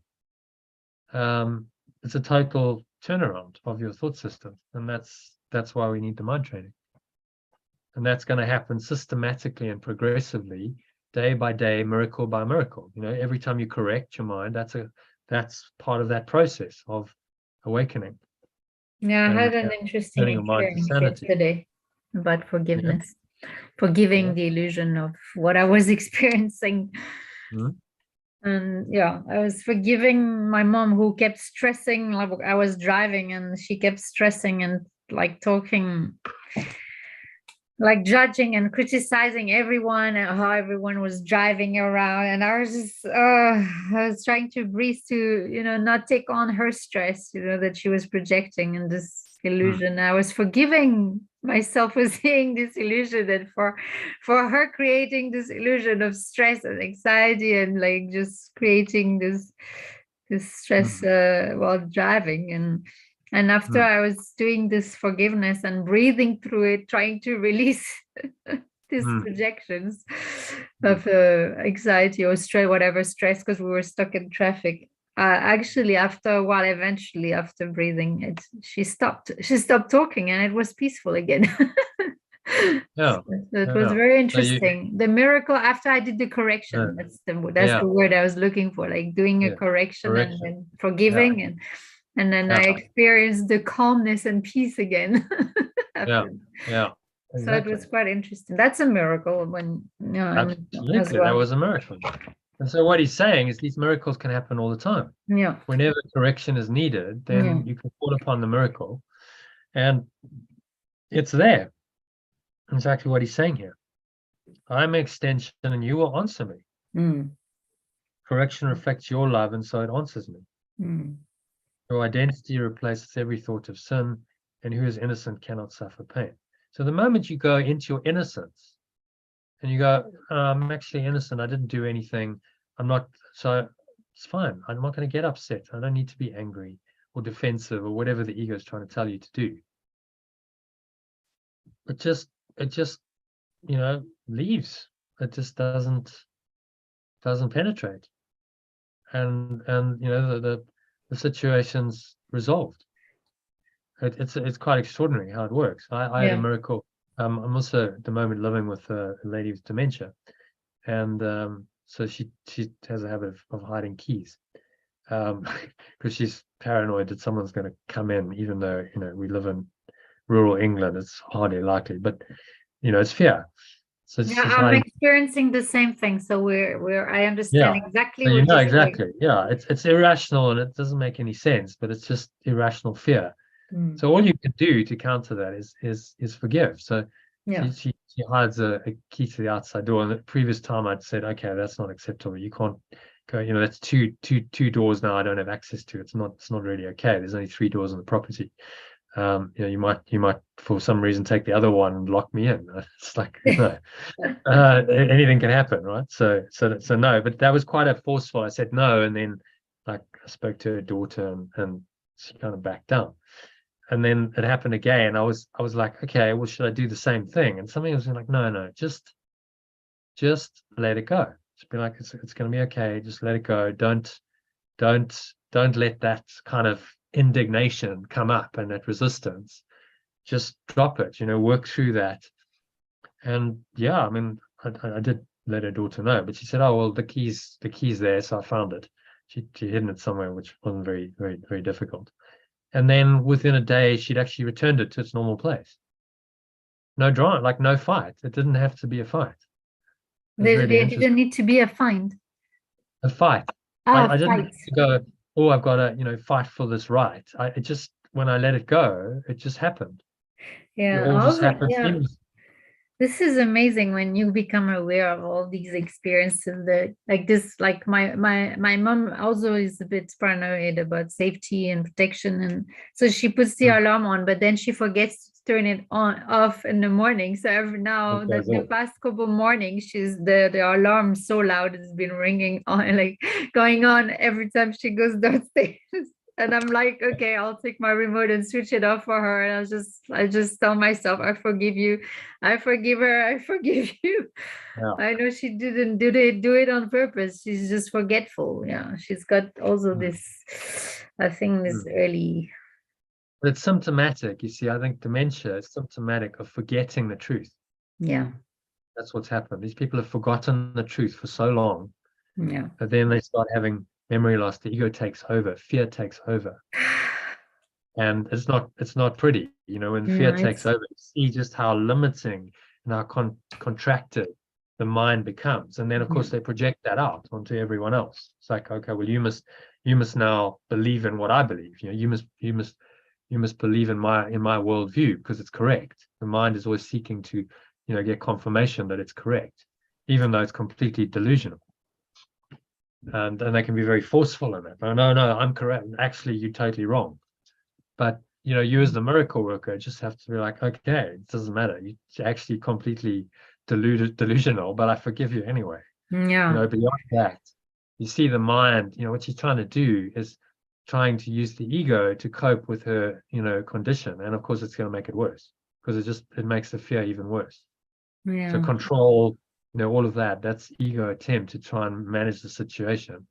So her ego trying to control the situation. Yeah, because she's scared. Yeah, that's the test. I can feel I'm being tested all the time. Like she was projecting again, like guilt all the time and blame about I'm never helping her, but that's what I do all the time, But I know I I know my ego overreacted because I know it's not true and it's an illusion. But in that case, I just like, no. You got to ask yourself, does it push a button? Did you feel a reaction? Did it push a button for you? This one, it was just, it was actually before I joined today, and I would push my button because I know it's not true. But if you reacted, then there's a part of you that believes it's true. You see? Yeah, exactly. That's now useful because she's just pushed a hot button to show you, actually, you still do have that belief. Well, now you can let it go. Yeah. If you're perfectly innocent and whole and complete, then it couldn't affect you. Whatever accusation someone holds it, you go, no, I'm the Christ, I'm the Son of God, I'm the pure formless awareness of perfect love, and that's all I am. So none of these projections mean anything. They're just completely meaningless. I am what I am. I am that I am. I am that presence. And if you're so rooted in that, then the ego can't affect you. See, you're rooted in the self, and that self is invulnerable, and the ego can't affect it in any way. But in practice, it's a practice to get there. Yeah. To be so rooted in the self that someone can be projecting guilt and sin, and especially special relationships. Mother, that really gets you, doesn't it? Because she's your mother. Yeah. And so you've known her your entire life, and she was the one who brought you into the world and cared for you, and so it's great. There's a mind attachment to that relationship, and then the ego uses that to get to you because that's someone else said, you go, oh no, but because she's your mother, now that penetrates through and it gets to you, and then remember that all the ego is trying to do is perpetuate sin and guilt. Yeah. To make you feel sinful and guilty, to disconnect you from your source, to make its illusion of a separate identity real. So if she's doing that for you, thank her, because this is exactly what you need to awaken. You see? Yeah. Yeah. Yeah.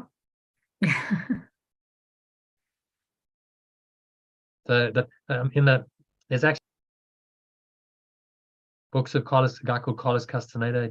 Have you read any of those? Who is this? A guy called Carlos Castaneda.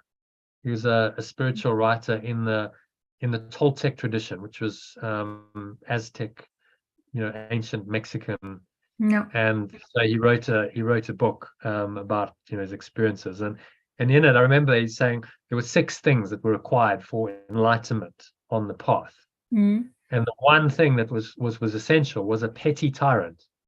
You needed to have a petty tyrant in your life. What is that? What does that mean? It means someone who's very controlling and manipulative, and is trying to boss you around, basically, and just petty, like, don't do that, do that, and because that pushes all the ego buttons, which then come up. But it's traumatizing as well. It's really traumatizing. But that's my biggest trauma. That's my biggest life trauma. Sorry? But it's only your ego that can react, you see. Yeah. So the reason why in that tradition they say you need a petty tyrant is because that is going to flush up your own petty tyrant. See, it's really your own petty tyrant that's doing that to you via this other person. It just seems to be outside. Now it flushes up all of those beliefs, and you feel the anger and the resistance and all of that coming up, and then you get the opportunity to let it go. Say, no, but I'm still pure formless awareness of perfect love. None of this is true.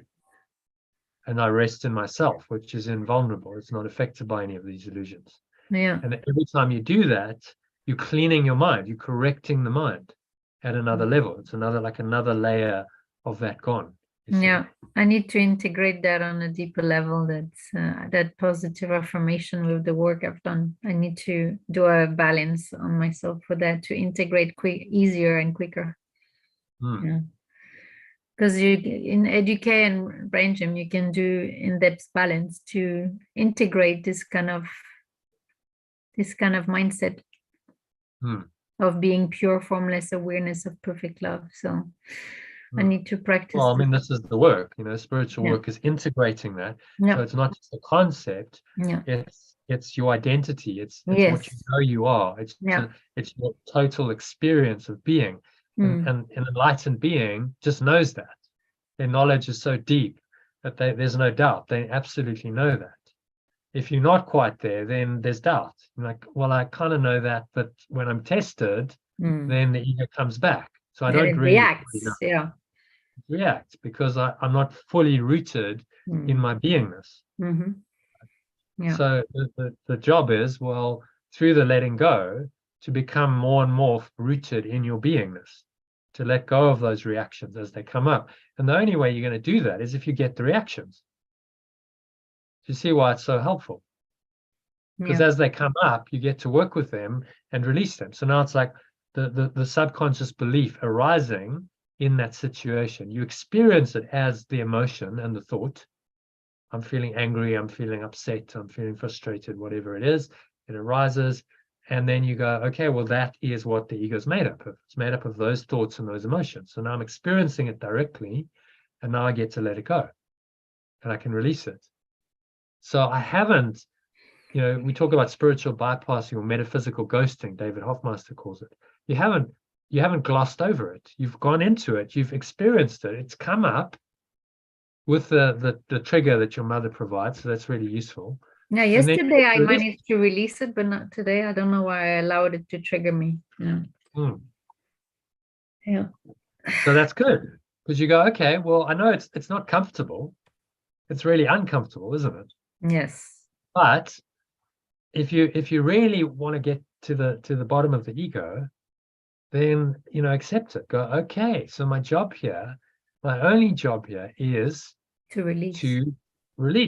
To let my own reaction go. That's my job. Yeah. It's not about fixing her. It's about letting this go so that I can be rooted in my true self, in this true nature, and I'm not affected at all.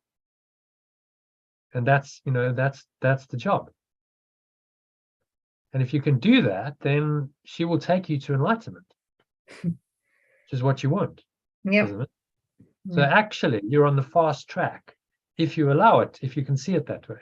Yeah, I've been Because working the ego's on gonna, that. oh, get out of here, and you shouldn't be here, and what are you doing, and all kinds of things to escape, because that's what feels right for the ego. But actually, if you go through it, it's a transformational process for you to awaken to your true self through the that's why I'm still here.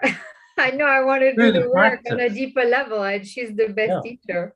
Yeah, exactly. And if you can really see that, then you're like, okay, then the ego cannot sustain this radical forgiveness done systematically all the time in the face of it. It'll keep pinging you, and it's going to keep trying, but you just like, it cannot sustain against a mind that says, no, I will not buy into that. I'm going to let go no matter what, no matter what. So it's like, if you remember that great scene in The Matrix where Neo's the end of the platform. So he's been absolutely he's been beaten to a pulp, right? He's just been kicked to the end of the platform. The ego is like giving him a proper workover. And he like spits out the blood and teeth, and he gets up and he goes, come. And he beckons him and he says, come. And it's my favorite scene in the movie, because what he's saying is, I'm no longer scared of you. Yeah, I'm not going to run away. Which one is that? Which matrix was that? The first one. Oh, okay. It's the scene where he fights Smith on the platform. And he's got no guns. Neither of them have got guns. They're empty. And then they have this sort of 5-minute battle, and he nearly dies, but he doesn't. But he's been absolutely beaten up. But he stands his ground. He says, "Okay, come. Give me your best shot, because I'm no longer scared." And then the operator who's watching this says, "What's he doing?"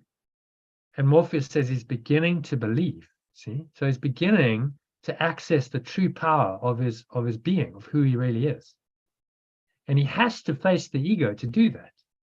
He's not going to do that sitting out in the matrix, just doing simulations. He has to actually go and face it in its its seemingly brute force and its ugliness and its intent to kill him. He has to face that, because that's how he becomes the avatar. See? And he doesn't die because he's about to. If you remember, Smith's got him in a lock, and he says, "Goodbye, Mr. Anderson." And he claims his true identity in the moment. He says, "No, my name is Neo. I am the one." Remember, Neo is the one spelled backwards. I am the one. I am the Christ. Yeah. And then he flies up. He shakes him off his back, bashes him into the ceiling, does a backflip, and escapes miraculously. So that by claiming it, you see, what the filmmakers are trying to show us, by claiming our true identity, we have enormous power. The ego cannot keep you down. It cannot kill you if you claim your true identity, your true power, which is what he did. So that battle scene was essential. You had to face the ego for the next scene when he's killed and then he resurrects. Because it's like, well, you can't kill me. You've already tried. I escaped once. Now you've actually killed my body, but the mind is more powerful than the body. So I will come back into the body and I will resurrect. And then the final scene, he's totally above that, but he's above the battleground. So he's not concerned. Smith's trying to punch him and he's just like looking at him like, what? It's like, what are you, like, disinterested, casually just blocking his punches, because it shows that he's transcended the level of the battle. He's no longer even believing that this is a threat, because he's in his true self. And then he just, there's no threat, there's no conflict. It's like the ego's just done for. And he just jumps into him and he implodes him, and the whole thing just deconstructs. So what they're trying to show is that the nature of the self will deconstruct the illusion of the ego if you will halt it, but you might have to go through a temporary struggle. There might seem to be a battle with it. And your courage is required. You've got to face that with courage, knowing that the spirit is with you and you cannot lose, because the ego cannot beat the spirit. The spirit is true and the ego is not. So, on that metaphysical foundation, there's your security, and your faith rests on that, because what you believe in is true and the ego is not. Yeah. So the untrue can never defeat the true. Not possible. Sorry? The untrue, the false, can never defeat what is true. It's not possible. Yeah. That's kind of today's lessons. Above all else, I want to see. Yeah. Above all else, I want to see. Yeah. Vision has no cost to anyone, and it can only bless. That's today's lesson. With them. Yeah, because you'd be doing the daily workbook lessons. Yeah. Oh, so it's all good. I know it's not easy, but then the hero's journey is never meant to be easy. To awaken from the ego. If it were easy, we'd all have done it a long time ago. Yeah, that's what Carol O say as well. She's a teacher also of the Course in Miracles that does the video. She said, "This ain't for sissies. This is not for sissies." I've seen that I've said that to before, that this course is not for sissies, or this spiritual work is not for sissies, because you've got to be willing to do it, to do the work. Yeah, and you've got to be willing to face that big bad ego and go, okay, let's have it on. Come. Yeah. I'm not scared. I'm not running anymore. And there's apparently a conflict going on in your mind, and that can show up, in the material world. That can show up physically. It's like, okay, so people attacking you, and things seemingly going wrong, and all kinds of challenges, because that's how the ego defends itself. It uses the external world to try and convince you that it's real. Yeah. And only your true knowledge, knowing that none of it's true, and that the spirit is always with you to guide you. The beauty of this teaching is that there's guidance in the dream. You're not lost in the dream. The spirit will help you in the dream with the needs that you perceive, with the situations that seem to be real. So you can get this guidance practically moment by moment in each situation to help you to make the right choice, which then is like another fork in the road, another turn if you're in a maze, it's helping you out of the maze, decision by decision, moment by moment. If you listen to its guidance, it'll show you the way out of the maze.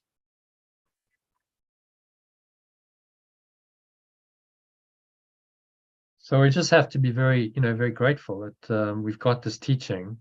We've got such a clear teaching given by a master, Yeshua, and we can actually study it together and do the work together and awaken together and help each other in a way that hasn't been possible in previous generations. We couldn't do this. It's much more isolated. You would have been in France. I'm in the UK. Well, you can't really do this very well on a telephone. So, but this technology enables this kind of conversation and the awakening that happens because of it. Yeah, I mean, I know because my husband is my best teacher. He's also like always showing me that love is the only way. So, and if I don't choose love, then watch what's going to happen. This is what's going to happen. So it's like, it's a great teacher for that. Yeah, and it can be a harsh teacher because if you make the wrong choice, seemingly harsh, you're not being punished. You're just being shown that, what you chose was incorrect. Yeah. And so it's actually happening for your benefit. That's why Yeshua says all things are helpful. Yeah. Even the painful thing, because it's showing you that you're out of alignment with spirit. And then if you don't get that experience of pain, how would you know that? It's not like God punishing you. It's just you went out of alignment, and the ego, then you give it space to take over, and then you experience the negative effects of it. And then that should hopefully help you to change your mind. You go, okay, I don't want that again, so I'm not going to do that again. That's a big lesson. That's a big lesson. Oh. It's a good lesson on healing as well, on self-healing, and because it's required a lot of strong mindset for healing as well. Yeah. Yeah. It's a very powerful learning lessons, it's a powerful lesson. Yeah. And you're on your journey, and the spirit's with you, and it's guiding you. So it's all good. It's just a process. It's become process oriented. Okay, moment by moment, day by day, I'm going to apply this. I'm going to apply this teaching. That's all I've got to do. He's not asking us to do anything exceptional or extraordinary. He's just saying, just apply this systematically and without exception in your daily life. Yeah. And you will awaken. But that will test you to the core. Just applying it without exception in your daily life is the test. No, I kind of knew actually I was being tested for that, because my ego was resisting this. So I knew I was gonna get the big life test. Yeah. So it's come upon, and it seems to be difficult, but it's actually all perfect. Yeah, I'm seeing it. I mean, as difficult as it is, I'm seeing I'm seeing why it's happening, for the best. Yeah. For the lesson, I guess. For the growth. For your growth, for your awakening. Everything's happening for you. For the awakening, For your awakening, and that doesn't always look pretty. It's not always pretty, because you're undoing the ego. The ego is not pretty, but it's what's necessary to free yourself, to free your mind from it. So just accept that it's necessary, and you're going to go through the process and learn, apply this teaching, apply forgiveness as soon as you possibly can remember. Yeah. You forget, and then you come back. That's why we practice and we study, because it reminds us. Okay, all right, there's that forgiveness thing. Okay, I kind of forgot about that for a while. I thought I didn't need to do it, but I do. And so I do it again.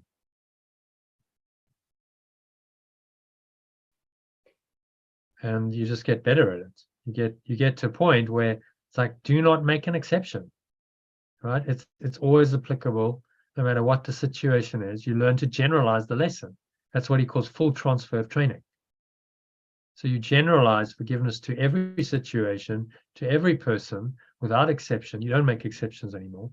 That's full transfer of training. And that's when you're advancing in the course. That's when you become an advanced teacher of God, when you can do that. I've done that a lot already because I've had so many situations that required forgiveness, like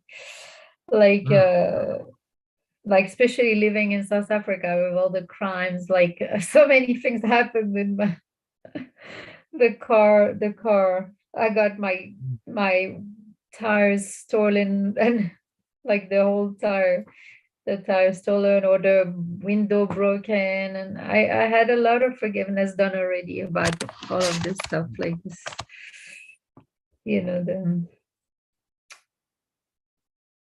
But now you've got another test, or which is your being mother. So mugged it's as special well. testing in another Sorry. way. And it's testing in another way. Yeah, it's testing in another way. It's very interesting. Well, it's a special relationship, that's why it's more testing. It's your mother. Crime, okay, there's no special relationship involved. You just and you're talking about stuff. Now you're dealing with a person, a relationship that's probably the closest relationship you've had your entire life. Your mother is usually the closest, and then we have a partner. But those are two big relationships. Yeah. And now you're being asked to forgive in that situation, and not yeah, this is very testing. But it's good, because it's every time you let it go, and you find that the peace of God that surpasses understanding, you've let go of another layer of the ego. You're dropping that self-concept layer by layer every time you really forgive. Yeah. She's just helping you to uncover those layers and let them go. All perfect. And it's apparent imperfection. It just doesn't look anything like you think it should. We have this illusion that enlightenment should look a certain way, and I should be doing this, and actually no, it's exactly what it should be right now.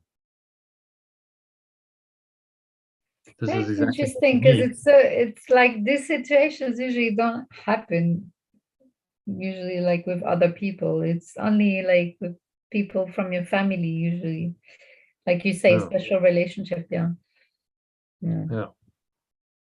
Which then pushes your buttons more, and then you've got to let that go, free yourself from it.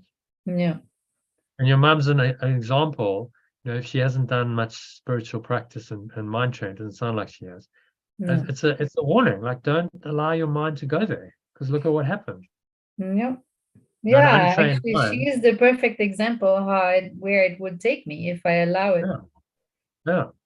So then that's great. It's showing you what not to do. That's valuable. That's learning. Yeah, and that's what my husband You can always take another direction. told me. Yeah. So, but I didn't listen to him, and that's why this happened. You didn't listen to my husband. He kept telling me this stuff. He could see this was happening, man. I didn't listen to him. I kept feeding the ego, and the ego got me back. Yeah, but that's okay, because it's all learning, Yeah. it's all part of the journey. So now you're dealing with a situation. It is as it is, the level of form, but you see it differently, and you can let it go. Yeah, I can see the more we let it go, the lighter everything becomes, the easiest or the freer we feel, and the easiest it is to deal with the situation. Yeah. So yeah, it's not easy to let it go, because your ego reacts, but then that's the undoing. So if it was easy, then you wouldn't need the lesson. Exactly. Yeah. It's all perfect in its imperfection. Yeah. All perfect in its, you see, it's imperfect and it's messy and it's all of those things on the level of form, but it's perfect because it's to transcend all that. That's the perfection of it. Yeah. So all good. Okay, so do you want to do a meditation to? Yeah, we could. I actually did one that I listened to one of my meditations that I actually did on Monday with I do meditations, I facilitate meditations on Monday, so I did one as well. That was really powerful. Mhm. But yeah, we could do one if you want. Yeah. Mhm. Okay, Yeah. so just making yourself comfortable. Okay. Put yourself on mute. Sitting comfortably, feet shoulder width apart, back straight. Cup your hands in your lap, close your eyes. And start off with a nice deep breath in through the nose. So breathing in, noticing how the stomach rises and the chest rises. Subtle flow of air in through the nostrils. Clenching the sphincter muscle. It's a muscle used to lock the energy in, draw the energy up the spine into your heart center. Put one hand on your heart, connecting with your heart space. And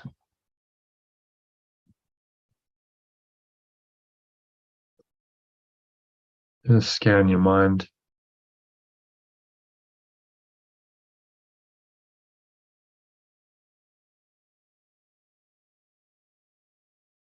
So just observe any thoughts going on, any emotions, any body sensations, particularly anything that feels negative, limiting, contracted, constricting in any way, shape or form.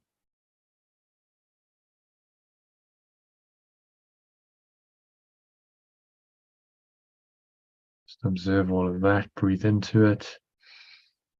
So you create some space, spacious awareness, light, allowing that to come in, fusing every pore, every cell, every muscle of your body, every part of your mind, every fiber of your being with this light that's in you. It helps you can visualize light, golden or white light flowing into your body, your mind, into your energy system. In the presence of the light, the darkness must dissipate. So to help that dissipation, just bring today's lesson to mind. So sickness is just another name for sin. So if there's any kind of sickness in your life, anyone else is sick, it's really just another name for sin.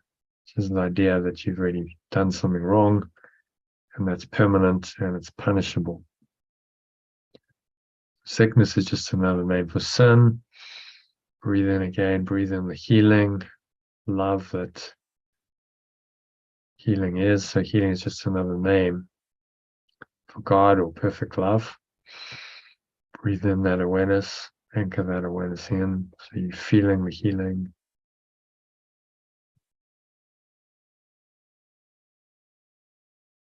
Anchoring the state in. And now exhaling. As you exhale, just blow it all away with the breeze of your breath.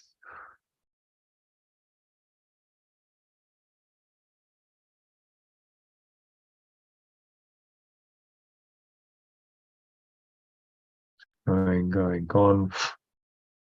So nothingness it really is. Pull the lower stomach into the spine. Expel the last remaining air out.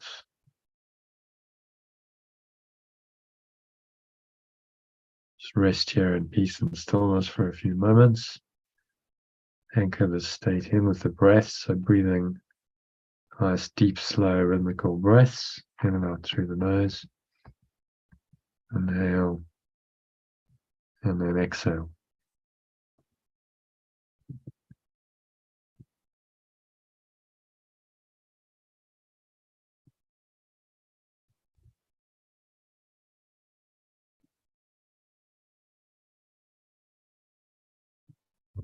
So just keep watching your breath. Breathing in and out through the nostrils.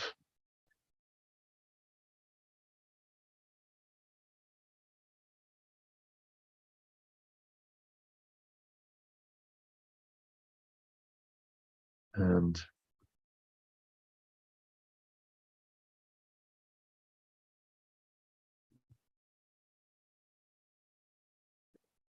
listen to these words. I'm going to read you from this insert. It answers the question, what am I? I'm just going to read you the alternative version. So I am perfect love's extension, complete and healed and whole, shining in the reflection of its love. Its extension is honored and guaranteed eternal life in me. In me, love is perfected, fear is impossible, and joy is established without opposite.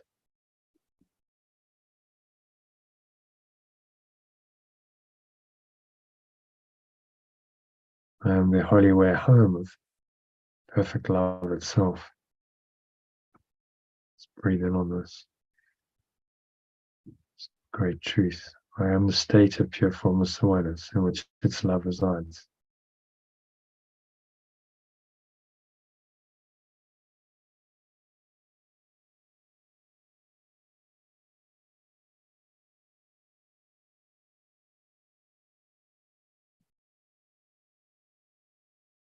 I am its wholly aware innocence itself. For in my purity lives its own. And so just embrace the innocence. You are wholly pure. Nothing ever went wrong. You never sinned. You're not guilty for anything. You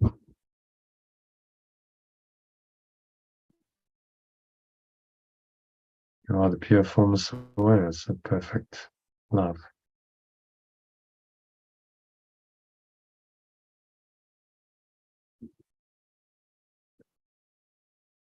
Just abide here, this deep, connected state, going deeper and deeper into this presence, each breath. It's more about an experience than words now. As Yeshua says, our use for words is almost over now. Yet, in the final days of this 1 year, we gave to God, or pure formless awareness, perfect love, together, you and I.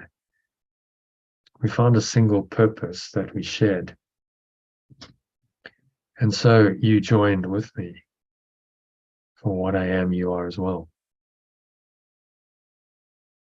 The truth of what we are is not for words to speak of or describe. Yet, we can realize our function here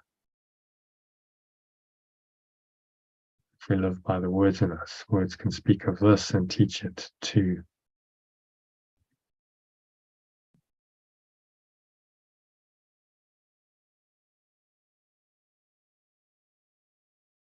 So just going into this place beyond words and experience is pointing us to beyond words. Just watch your breath, observe the breath flowing into the nostrils and out of the nostrils.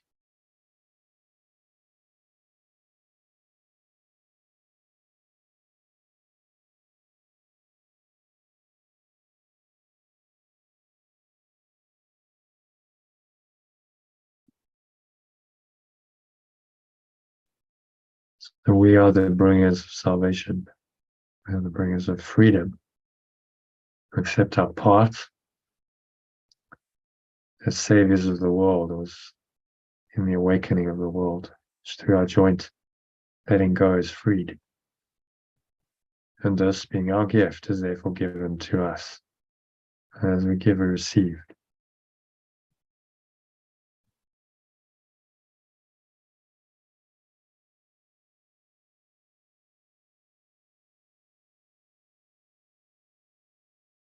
And this being our gift is therefore given to us. As we give, we receive.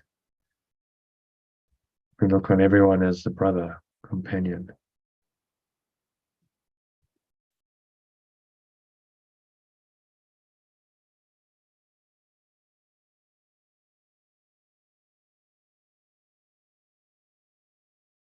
And everyone is a companion and perceive every event and circumstance as beneficial and good. So everything that's happening in your life is beneficial and good.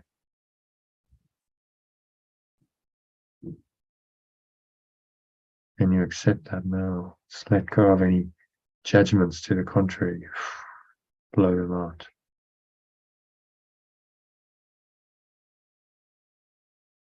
The breeze of your breath, like dark clouds leaving you, going, gone. To the nothingness they really are. So we perceive every event and circumstance as beneficial and good.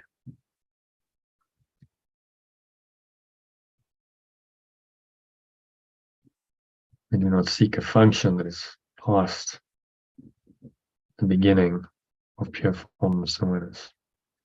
We get a glimpse. Whenever we forgive or let go, we get a glimpse of this state of mind, this pure formless awareness.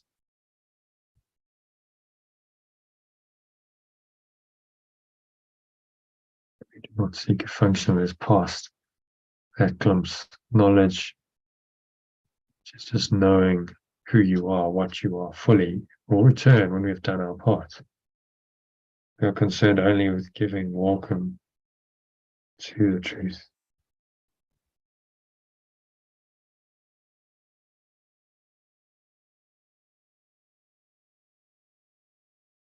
So ours are the eyes which are true selves. Christ's vision sees the world freed from every thought of sin.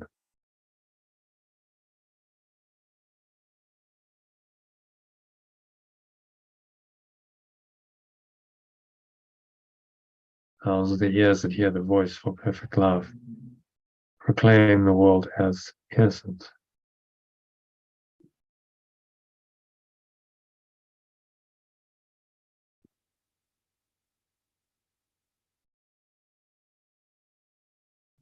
Ours are the minds that join together as we bless the world. From the oneness that we have attained, we call to all our companions, asking them to share our peace and confirm our joy. So we ask everyone to share in this enlightened perception and this state of mind.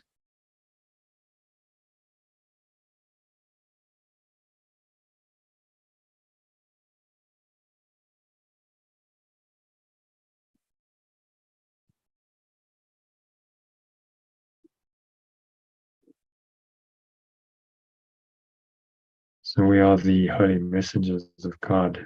We are the holy aware messengers of perfect love. We speak for it and carrying its message to everyone whom it is sent to us. We learn that it is written on our hearts. So breathe in, put one hand in your heart center and feel that this message of love is in your heart. Eternal, infinite,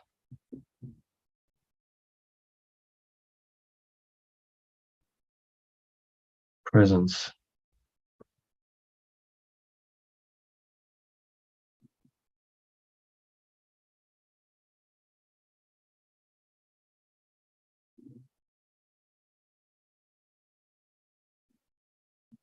So our minds are changed about the aim for which we came, choose to serve.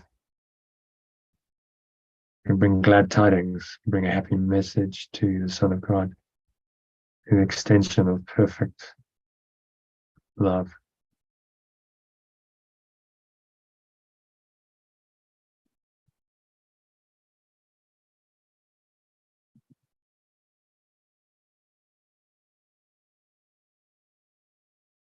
Now we are free. And as we see the gates of heaven stand open before us, as we become more and more aware of the state of pure formless awareness, beckoning us, we will enter fully into it.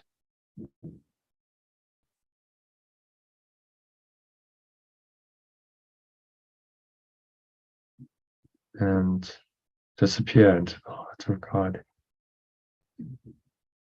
Translated, our separated self-concept will disappear.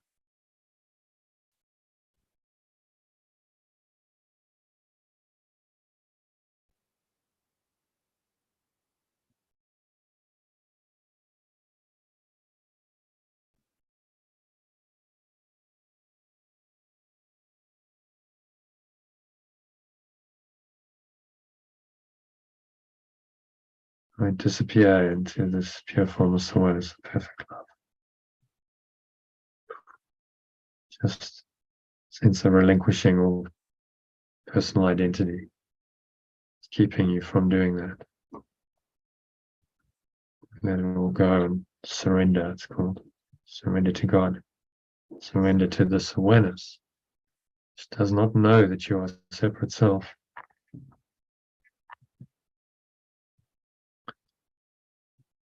So breathe in, deep breath in. Just going to consider the lesson again. Let me insert today's lesson, 356. Sickness is but another name for sin. Healing is just another name for God.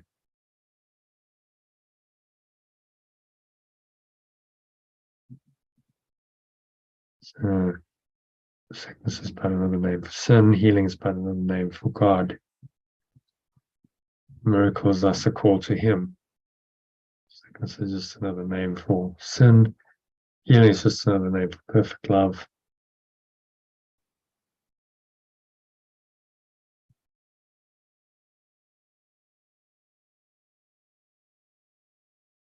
So, Father,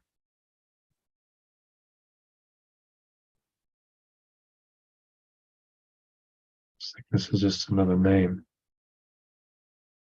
for sin. Healing is just another name for perfect love. So any miracle or correction is a call for this love, pure formless awareness.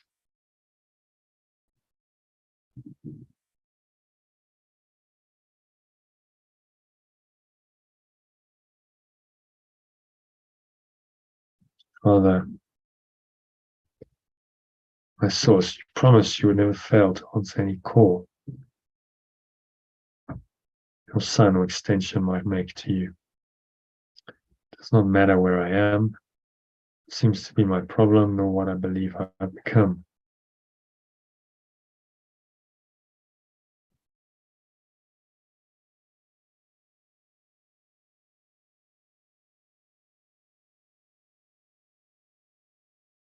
It doesn't matter what I seem to have become. What I seem to be, what I believe.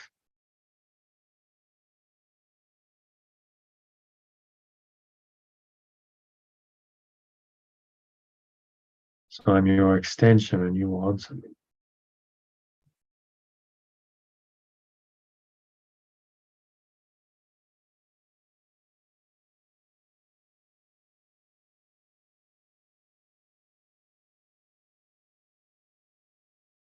So I'm your extension, you will answer me.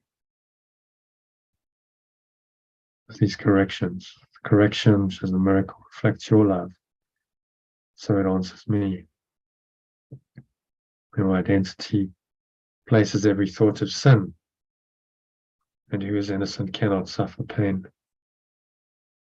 Your identity answers to your extension, because to call on your identity is only to call on my own.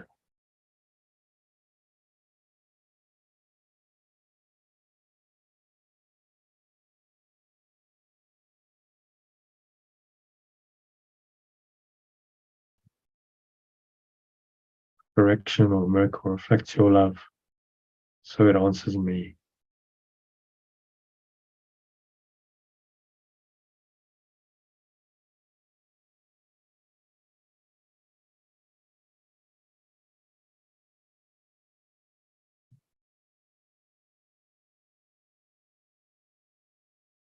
Whose identity replaces every thought of sin, and who is innocent cannot suffer pain. Your identity answers to your extension, because to call on your identity is only to call on my own. And so you look within, nowhere else will you find the truth, and you look in your own mind. You breathe in a nice deep breath, and you just observe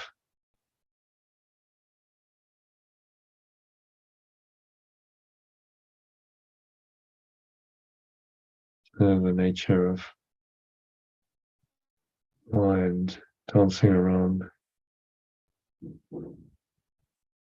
Don't get lost in that play of form. You remain rooted in the awareness.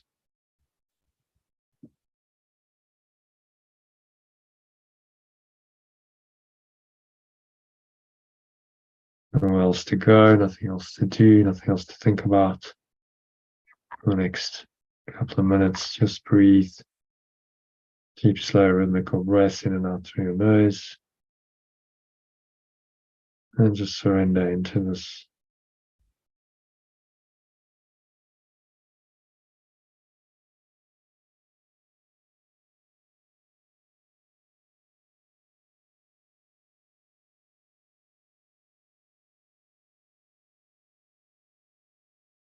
nowhere else to go, nothing else to do, nothing else to think about, just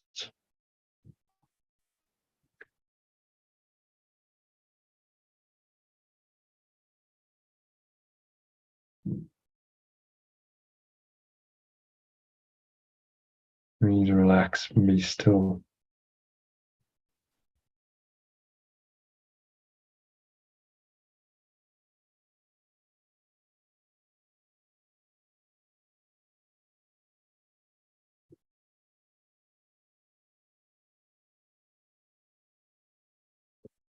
And enter into the silence in which the truth of your true nature, the self that you are, reveals itself.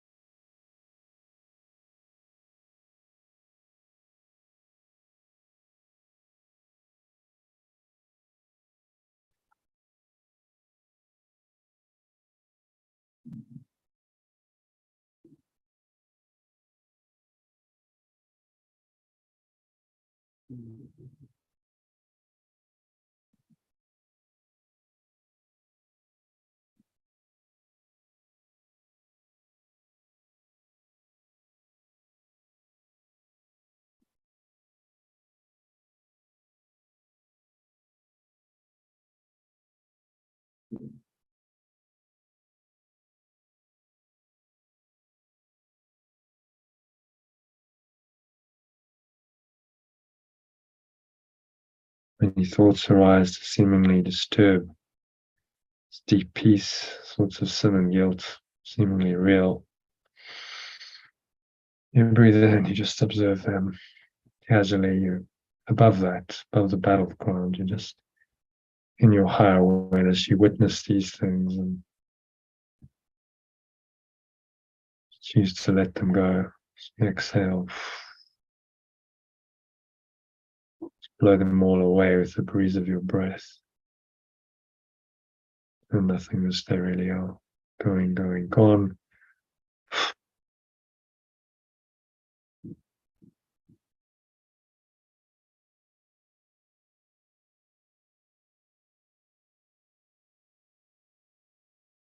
Blowing it away into the nothingness it is. Like a dark cloud leaving you, black smoke. All lower stomach into the spine, expel the last remaining air out. And you rest in the blue sky beyond all clouds, irrespective of whether there are clouds below it or not. It's the same sky. It's unaffected by the cloud patterns.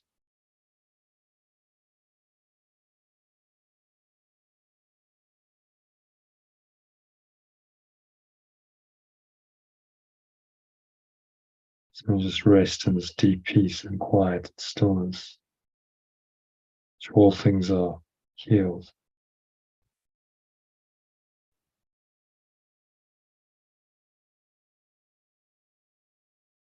Another minute or so of deep contemplative silence.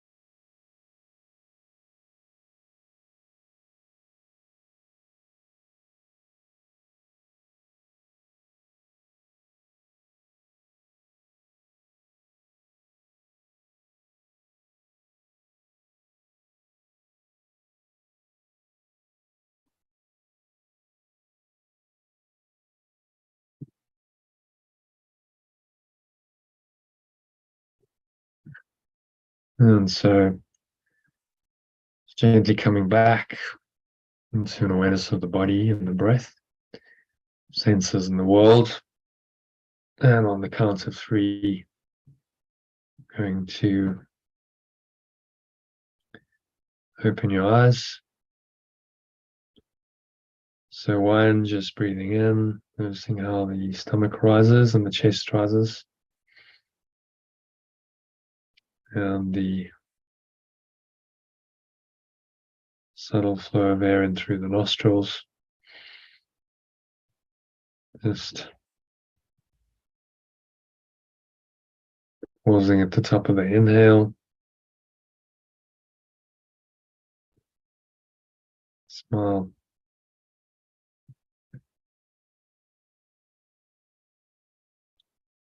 Scan your mind. Notice any thoughts, emotions, body sensations. You can observe emotion in the body sensations.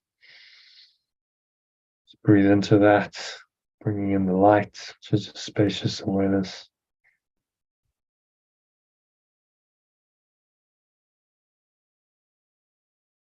And you're just going to choose to let it all go.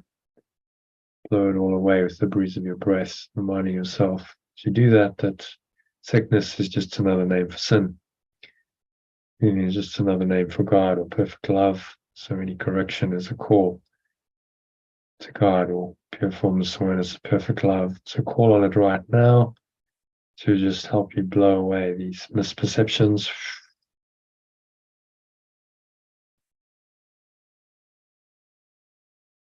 Exhale.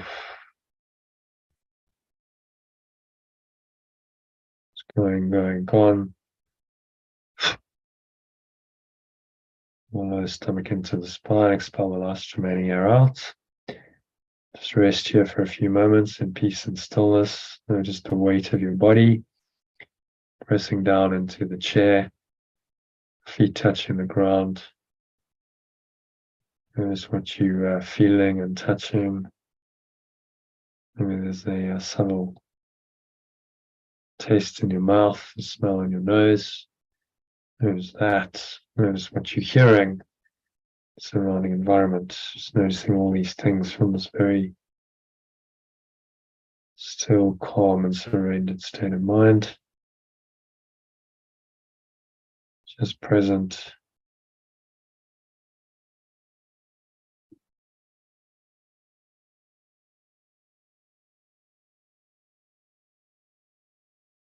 So now on the count of 3, you're going to open your eyes. Gently, just take a minute to look around, observing the various objects in the room around you, particularly anything that feels negative, limiting, contracted, constricting in any way, shape or form. Observe that and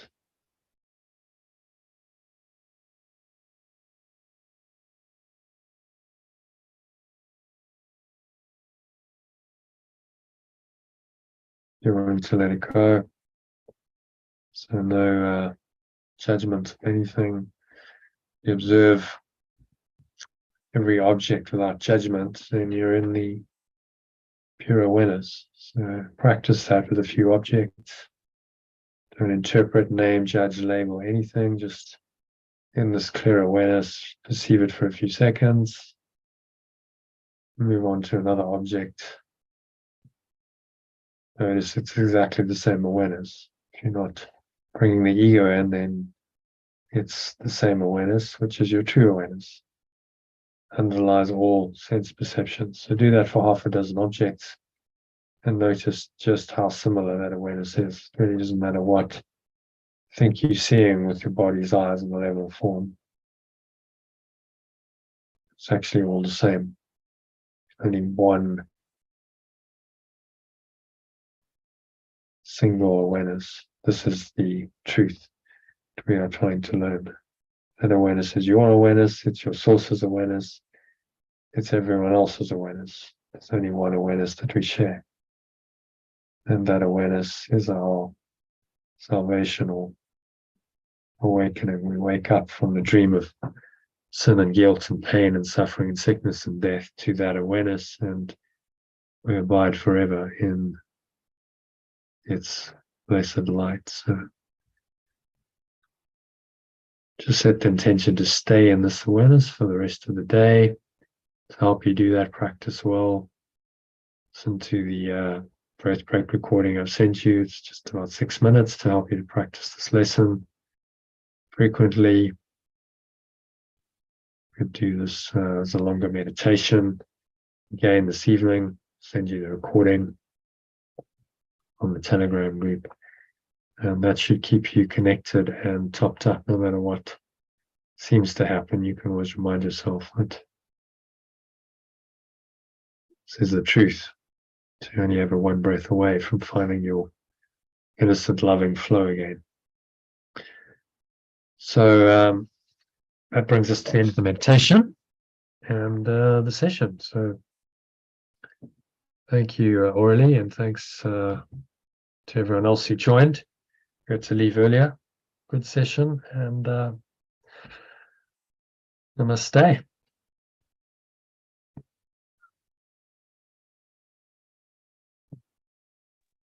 Thank you. Namaste. Okay, so no session tomorrow. The next session will be Sunday at 5 o'clock. And tomorrow? 6 o'clock your time. No, there's no session on Saturday. Okay, cool. Okay, thank you so much. All right, see you Sunday then. Okay, bye-bye. Bye-bye.